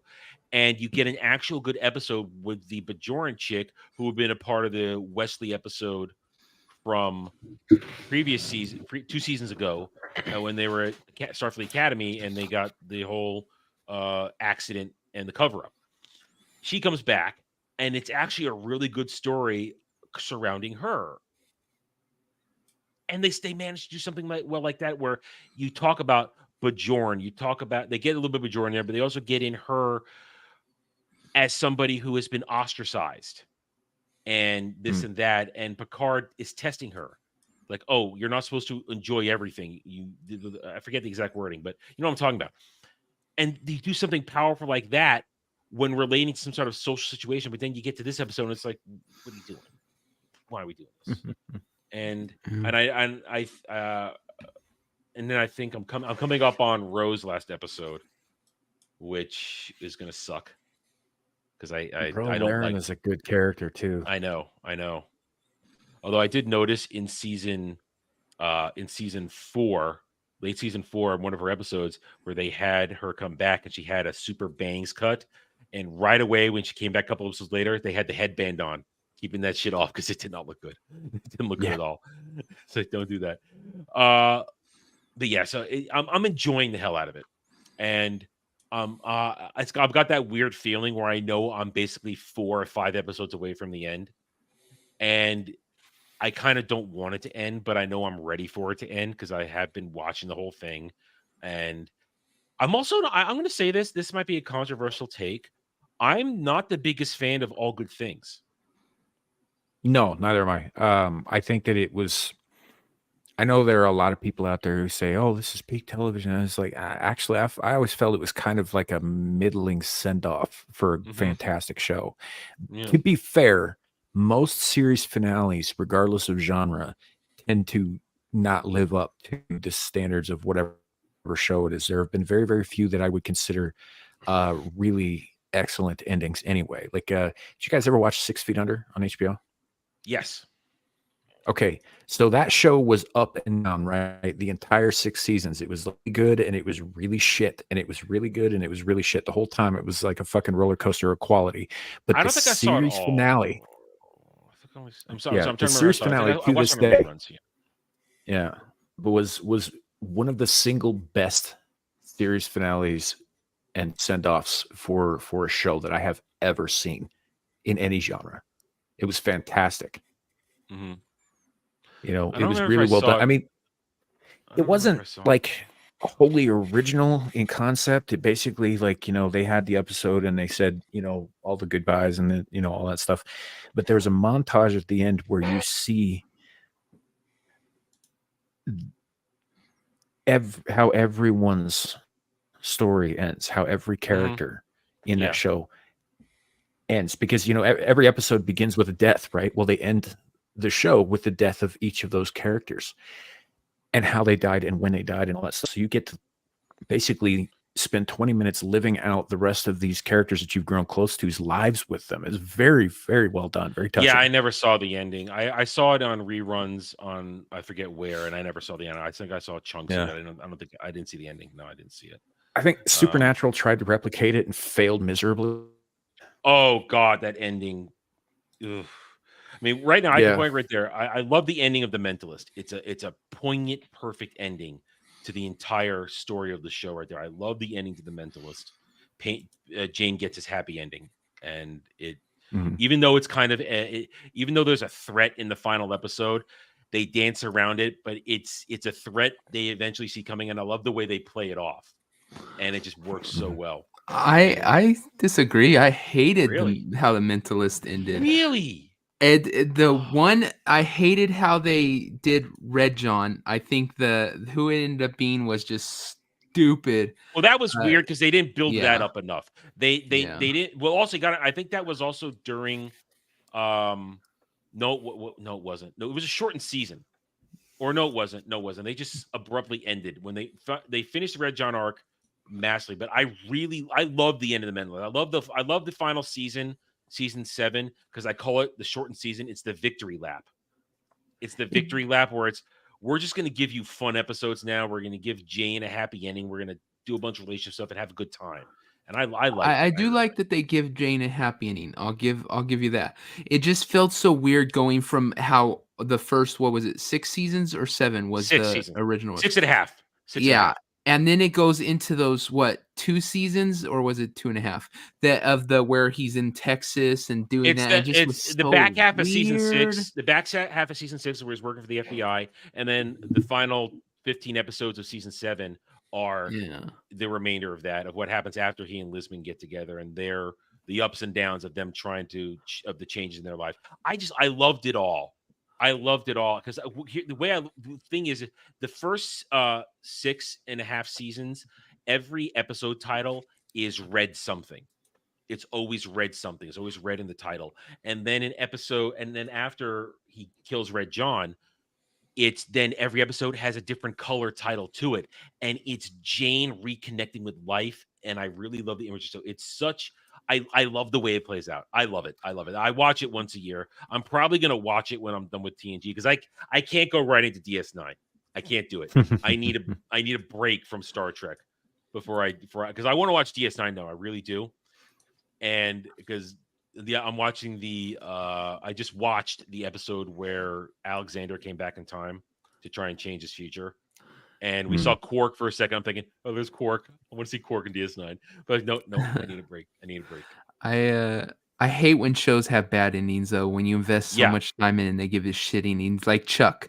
That one pisses me off so much. You go through all this thing.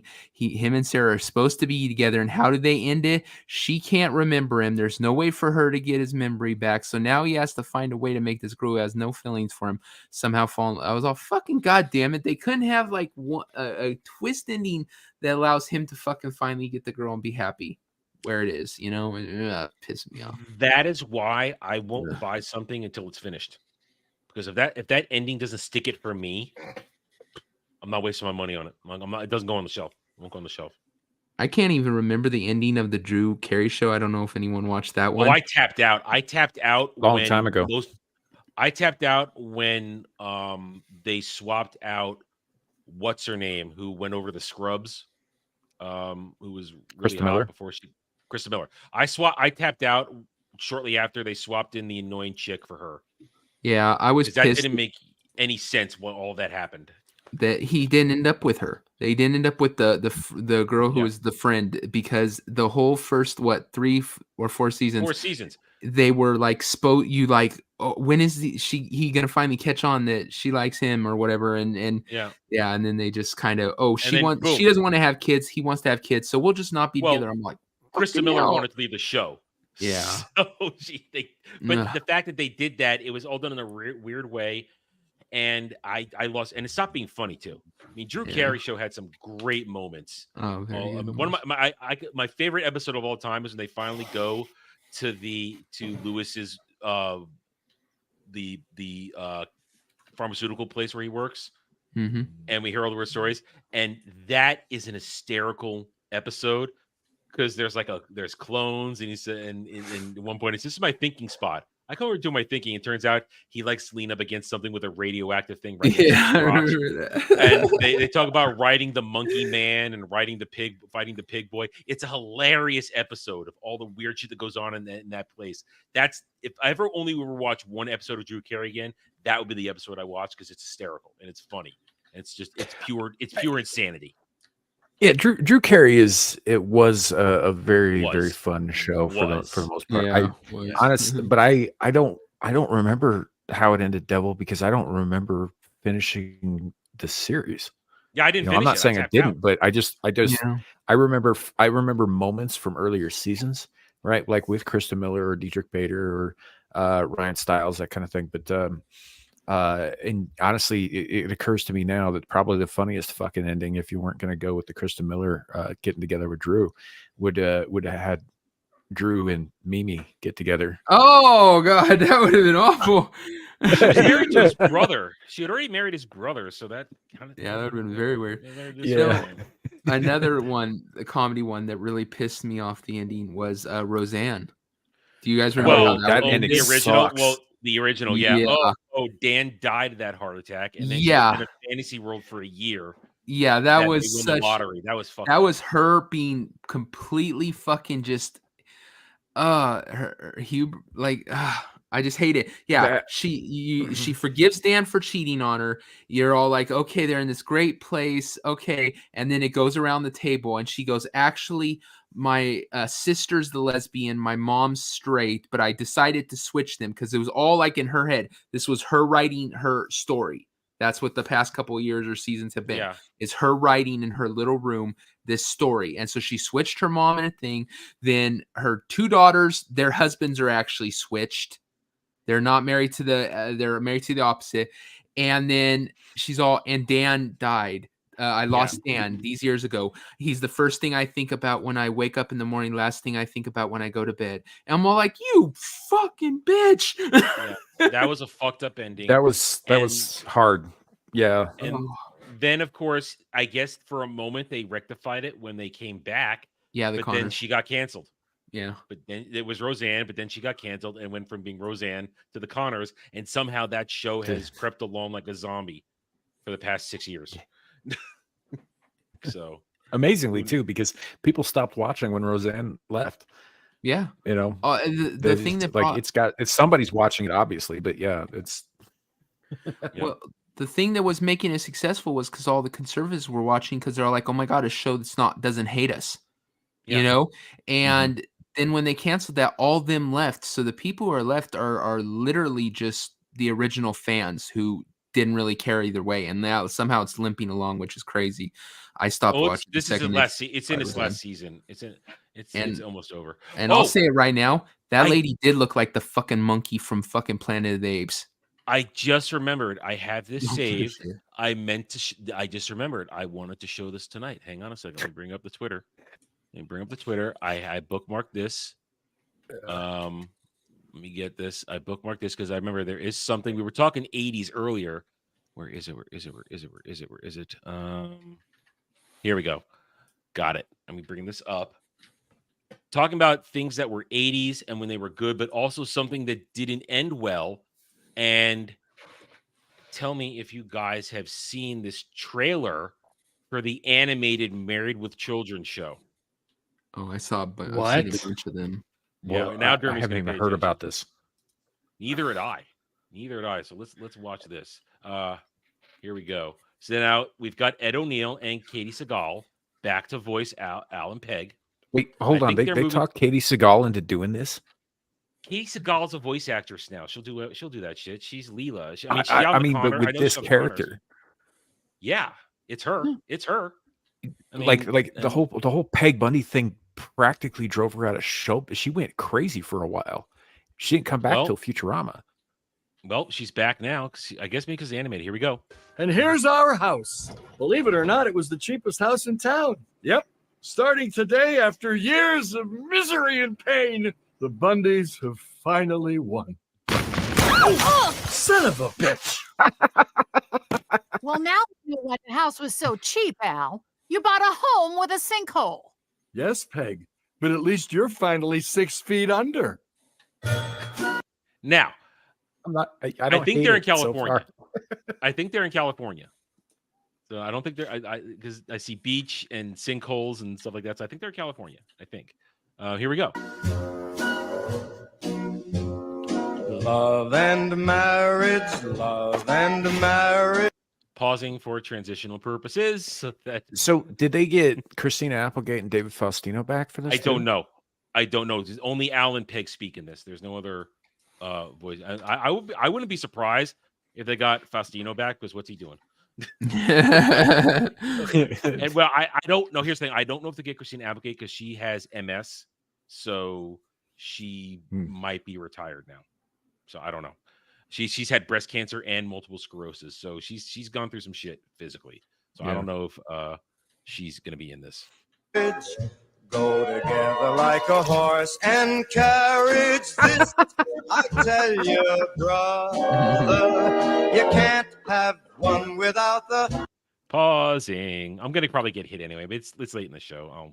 I'll try and find That's out. a good. Now, well, you're they're probably doing gonna all the get classic hit for the stuff. fucking Sinatra song, but yeah, I know. That's what I'm saying. It's Sinatra, so I'm gonna get hit.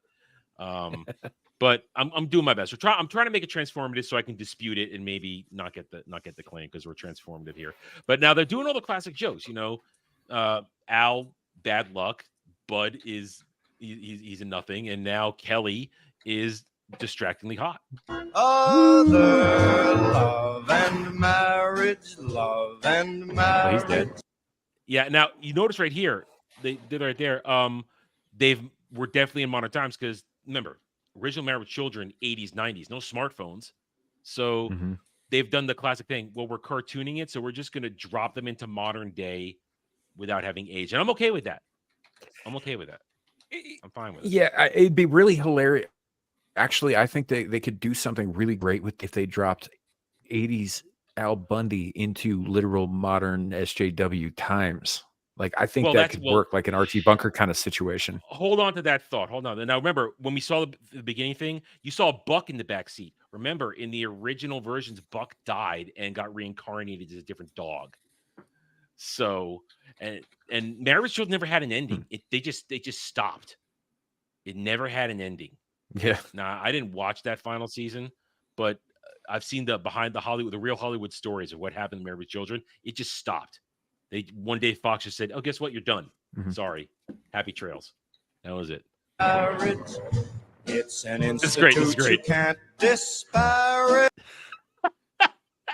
That's the greatest joke. Gentry, and they will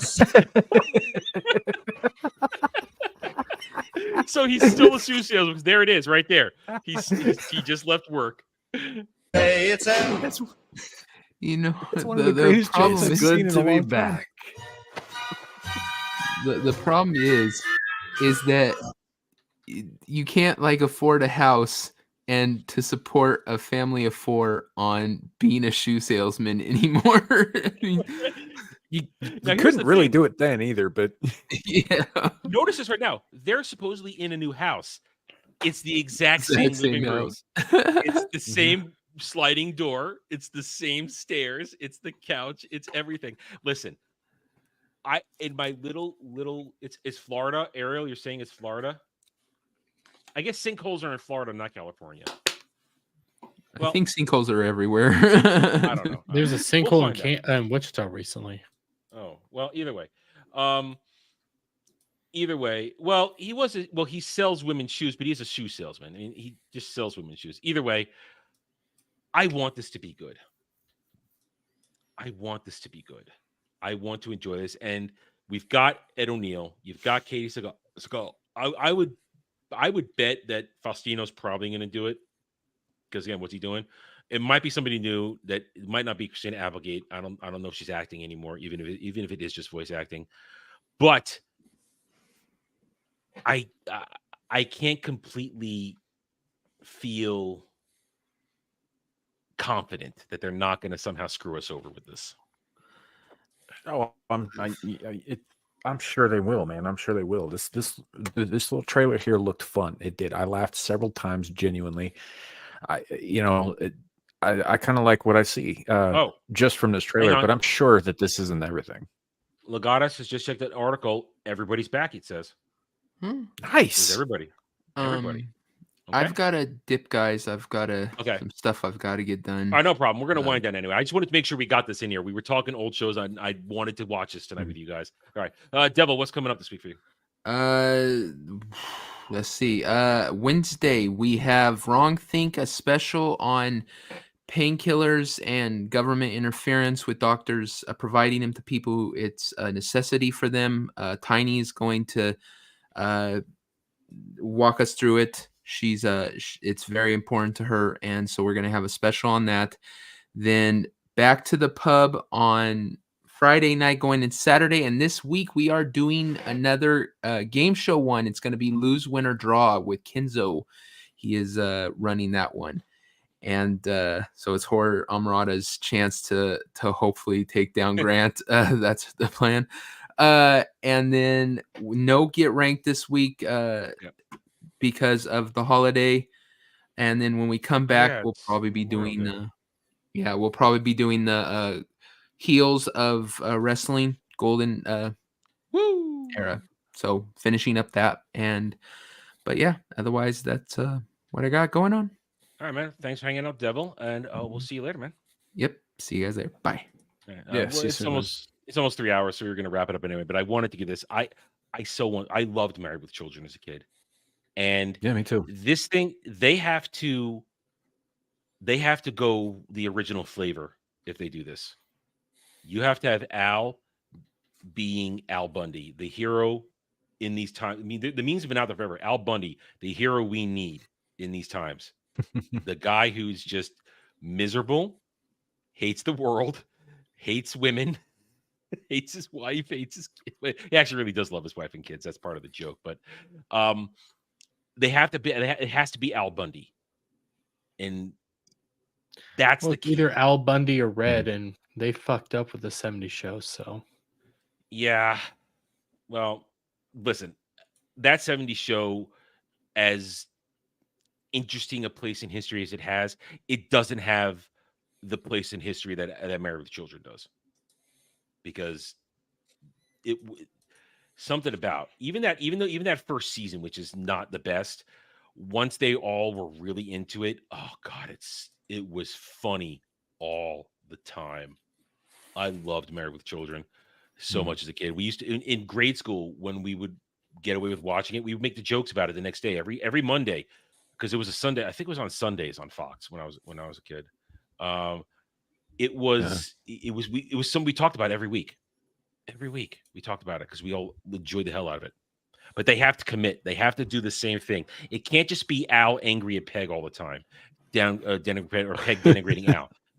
They have to do Al's, basically, we would term it anti-woke shit. I mean, there was an episode, I think it was season 2, where the local barber dies, and all the men can't get their hair cut.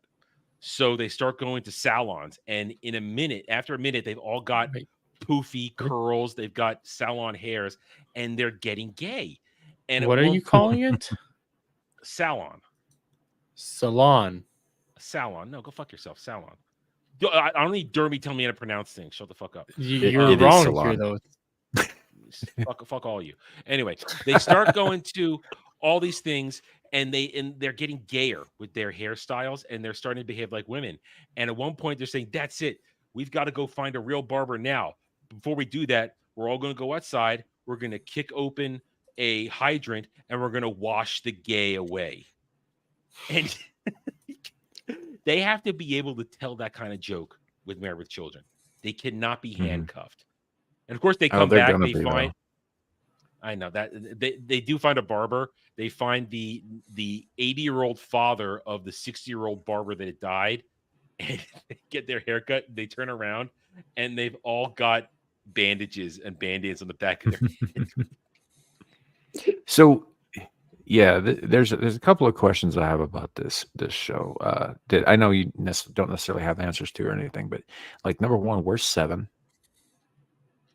Well, remember, I think he was a fever dream, because they made whole.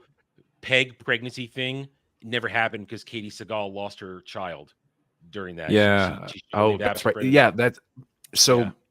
Aside from being typecast as Peg Bundy, which she wasn't very fucking pleased with at the time, But goddamn, she was hot, dude. Goddamn, the miscarriage broke her. Like Yeah. she left Hollywood for quite some time. She came, and then when she came back, she was only doing off-screen voice work with like Futurama and some stuff like that until Sons of Anarchy. Yeah, and that's only because her husband, who wrote and created that show, talked her into it. You know, she's doing stuff now, but she wasn't for a long time. She wasn't doing anything because she did not.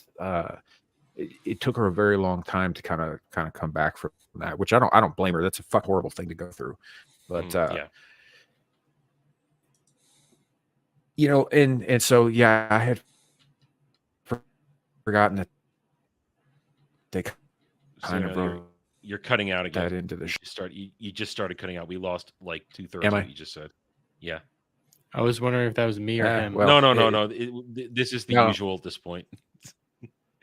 It's me. His shitternet just kicked in. His shitternet just kicked in. Right as he's making a poignant point, the shitternet happens. It wasn't that important. Fuck. But you're making a good point. She went away, and it was a big thing for her to come back and be around again. But to the point of it, they turned that whole part of the season, which you're supposed to be having the baby, to then not having the baby because after she left to take care of her mom in Wanker County, that was her time off, and they brought in 7 during that period of time, and they made that all go away. That was just it was a fantasy, never happened, and so 7 didn't exist. 7 doesn't exist. Because this is clearly in that case. Look at what. Oh, in that case, never mind. I retract the question. Yeah, I think 7 is part of the fever dream. I think he was part of the fever dream because you look at it right here. If we're going back to exactly what this looks like teenage Kelly and teenage Bud.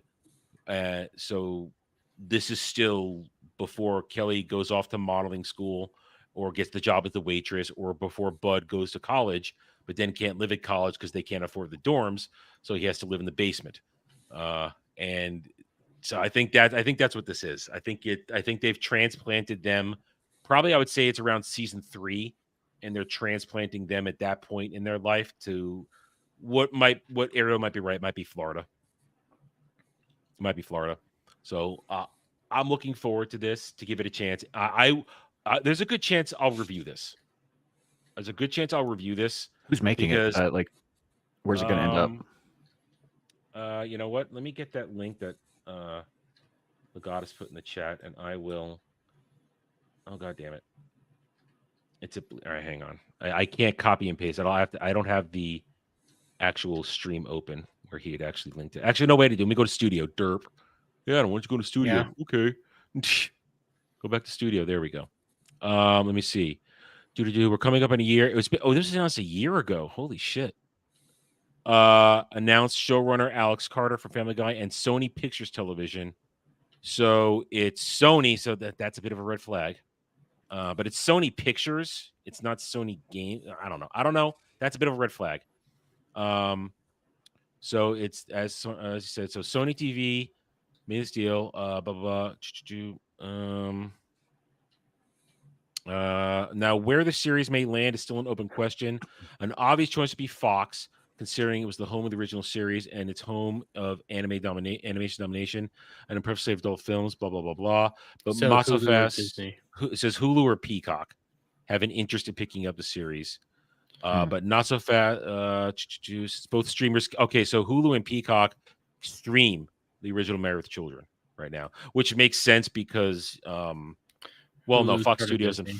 Yeah, that makes sense. But why Peacock must have an old licensing deal? Well, FX has a deal with Hulu too, though. So and FX is owned by the Fox Corporation as well. So I don't know if there might be something there. No, FX is owned by Disney. FX is owned by Disney. It was on the chopping block. Oh, they listed it as one of the things they might sell last year. And why?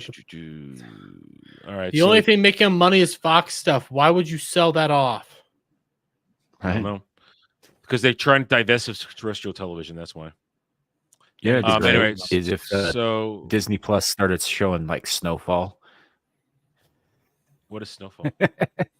It's about the crack epidemic in the 80s. Oh, and the CIA introducing it to black neighborhoods. All right. So this article is from May 7th. So this is from 2 weeks ago, and this trailer just popped up the other day. At least when I saw it. Yeah, I guess it's clearly it's done. It's completed. It's finished. If they're putting out, it's probably finished. So we'll keep an eye on it. I wouldn't be surprised if we get some sort of actual thing in the next. But I would say I feel like this is something that's gonna drop in the fall. You know. Mm-hmm. So if it does, when it gets announced, if it's not batch dropped, hopefully it's a weekly thing. Probably, and because listen, if it's 30 minutes, original show is 30 minutes. I mean, it'll probably just be 30 minutes. Animated shows rarely go longer than but that. Original show is 30 minutes, so there's nothing wrong with that. But yeah. No, what I'm talking about, I hope they don't batch drop it. I hope they just give us one episode a week, or maybe 2 episodes. I'd be fine with 2 episodes. I would review this. I would give it a look because I was there. I loved it. I can judge it. I can decide whether or not it's if it's I'll check it out. If it's good, I'll say so. You know. Yeah. I won't let my my beer goggles, as it were. I remember the beer tax episode. all they wanted was not to have a beer tax, and then when they didn't have the beer tax, they were happy. They all got drunk again. I love it. Oh, it was good stuff. Good stuff. Anyway, so yeah, I'll look for. We'll keep an eye on that one for you guys, and if it does come out, I will definitely review it. And then if it is good, Sammy and I could talk about it. If it airs, we can have some discussions. Yeah. See, here's the thing. Ed O'Neill's not exactly the most based person in the world these days. So I don't know. He's an actor though, you know, and like he's done a variety of roles over the years, some of which were interestingly written, but he's always good when he's on. Did you watch when he did the Dragnet? That was good. I liked that. I did. He was in this movie a while back that's kind of sort of a spin on the whole planes, trains, and automobiles kind of a thing where Dutch? you know 2 people have to travel together. Yeah, the one where he goes to get his girlfriend's kid and travel back with it. He was fucking great in that movie. That's a great movie. Dutch is an awesome movie. Yeah, man, turns the pinky ring, punches the guy in the forehead, leaving indentation. That's a great movie. Yeah, I love that. That's a good movie. I love that movie. I should watch that movie. I don't want to make Jed watch it. He'll complain. I'm not gonna make Jed complains about everything. Make him watch it anyway. Yeah. But yeah. He's a great actor, and that Dragnet show was good. The first season was really good, and then they kind of changed it up for the second season, and then it got canceled. But I even like. Did you ever see Did you ever watch any of Modern Family? I did on reruns. I wasn't the biggest fan. Okay, so the show sucks. The characters kind of are like Sofia Vergara, though. Whoa. Right, but Ed O'Neill in it, he's like the show is it is what it is, but Ed O'Neill in it is still very watchable. He's a very watchable actor. Yeah, and you know, and if his voice work is anything like his because not all visual actors can over to voice acting because there's more to it than most of them realize. But if he does anything like he does his live action, yeah, I'm into it because I like Ed O'Neill's performances. Those cuts right there, I heard Al Bundy. Yeah, I heard Al Bundy. I mean, I would bring up some classic. There's some great YouTube videos of Al Bundy's best stuff, but we would get claimed to hell if we played those right now. So Dutch wasn't his first movie, but it was his first starring role in a movie because he had been bit parts in a lot of movies over the years. One of my favorites is Ford Fairlane. Booty time, booty time. I love that. Anyway, all right, we are at 3 hours, so we are going to wrap it up here because, like Dermy, I got to get back in FF14 before I go to bed. I got some grinding to do for my week for the weekly resets tomorrow. Wayne's World. I think Wayne's World was his first movie. Probably when he would talk about that weird shit. Yeah, he was the guy who ran a donut shop. Yeah. and he would talk about. He would get way too weird in his stories. Yeah, I love Ed O'Neill. I do love Ed O'Neill. I hope this is good. Anyway, all right, Dermy, what's coming up with you? Yes. Ball Busters, of course. On Friday, we are having, I believe it's Alec Baldwin's Finger, and maybe Yo Pops is going to be joining us this week. Then Saturday, Charity. Oh, also Doctor Who. I'll take care of that one. I'll take care. Yay! And then because of the holiday and not having to get ranked, I might do something like another Saturday style thing. Let's just play more Final Fantasy 14. That's what I'm gonna do. That's what I was gonna do, but another like Saturday style. So, all right, Samuel, what's on your agenda? This coming Friday, I've got Abyssal Musings. Larry's planning something special for us this week, so we're gonna game night for everybody across the board apparently. So we're gonna have kind of a trivia night. He's working on a PowerPoint presentation with this, so we'll have visuals and stuff. Too. It should be kind of interesting.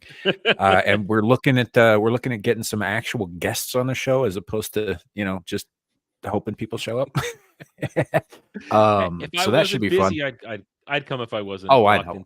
I know. Like the problem is like we're so incestuous, and half the people I fucking know on the internet are on Ball Busters at the same time I do that show. So it doesn't. I get it, but after that, about an hour after that, I'll be over on Beelzebub playing games with Kenzo and the crew. So yeah, it'll be game night all around. Then we'll be back for Screaming Into the Void Saturday afternoon. Most likely there will be an Exiled Lioness stream that night, so you can find me in the chat and backstage there, possibly on the panel if she decides to have one that week, and then back here for Mellow Mondays next Monday.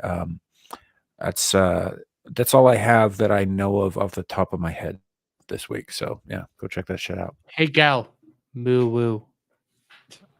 God damn it, I hate that. Anyway, as for myself, we got the rest of the week going. Tomorrow night, as I said earlier, I will be over on Renaissance Nerd Arcade. We're going to finish up Stellar Blade, put that one in the books. Then Wednesday, Natural 20 should happen, but it might have to be a little later because I have to go do something for somebody that evening. And I don't get my car back until about 6. So I might have to push back the start time. So I'll keep you guys appraised of that. It's just about when do I start it. Anyway, so Wednesday should be Natural 20. Rest of the week, news takes, other stuff. I'll be on Ballbusters, as always, Friday, 11 p.m. Eastern. Then Saturday, Jed and I are finishing up our celebration of Star Wars for the month. We're doing Revenge of the Sith, guests TBD. Haven't put it out there yet, but we should have a good one. Jed's actually excited to talk about this one. So we should have a good time with that.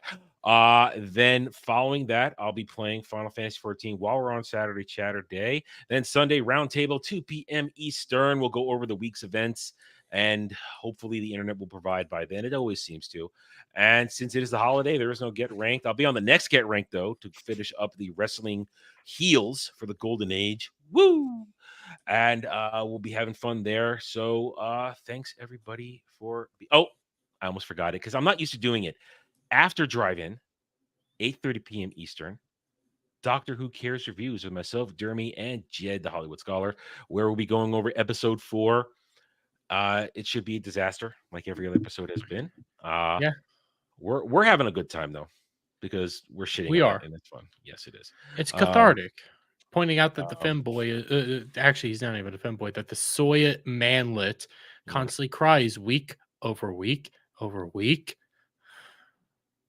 Got on his fucking mustache.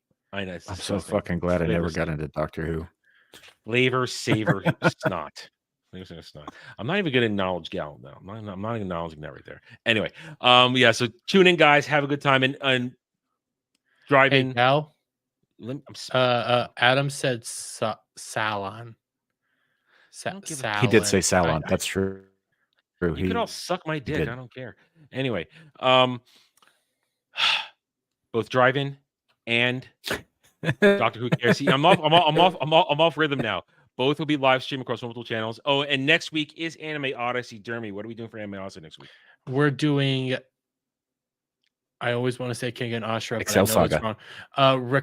Record of Ragnarok. Listen, it's one of two fighting ones that I love so much, and we're doing both season 1 and season 2. No guest, just Adam and I talking about it. And I'm curious what his takes are. Yeah, it's he's one of gonna those- hate parts of it. I know he's gonna hate parts of it, but I It's just like we want were to know. talking about earlier. This is a show that I would never on my own go near.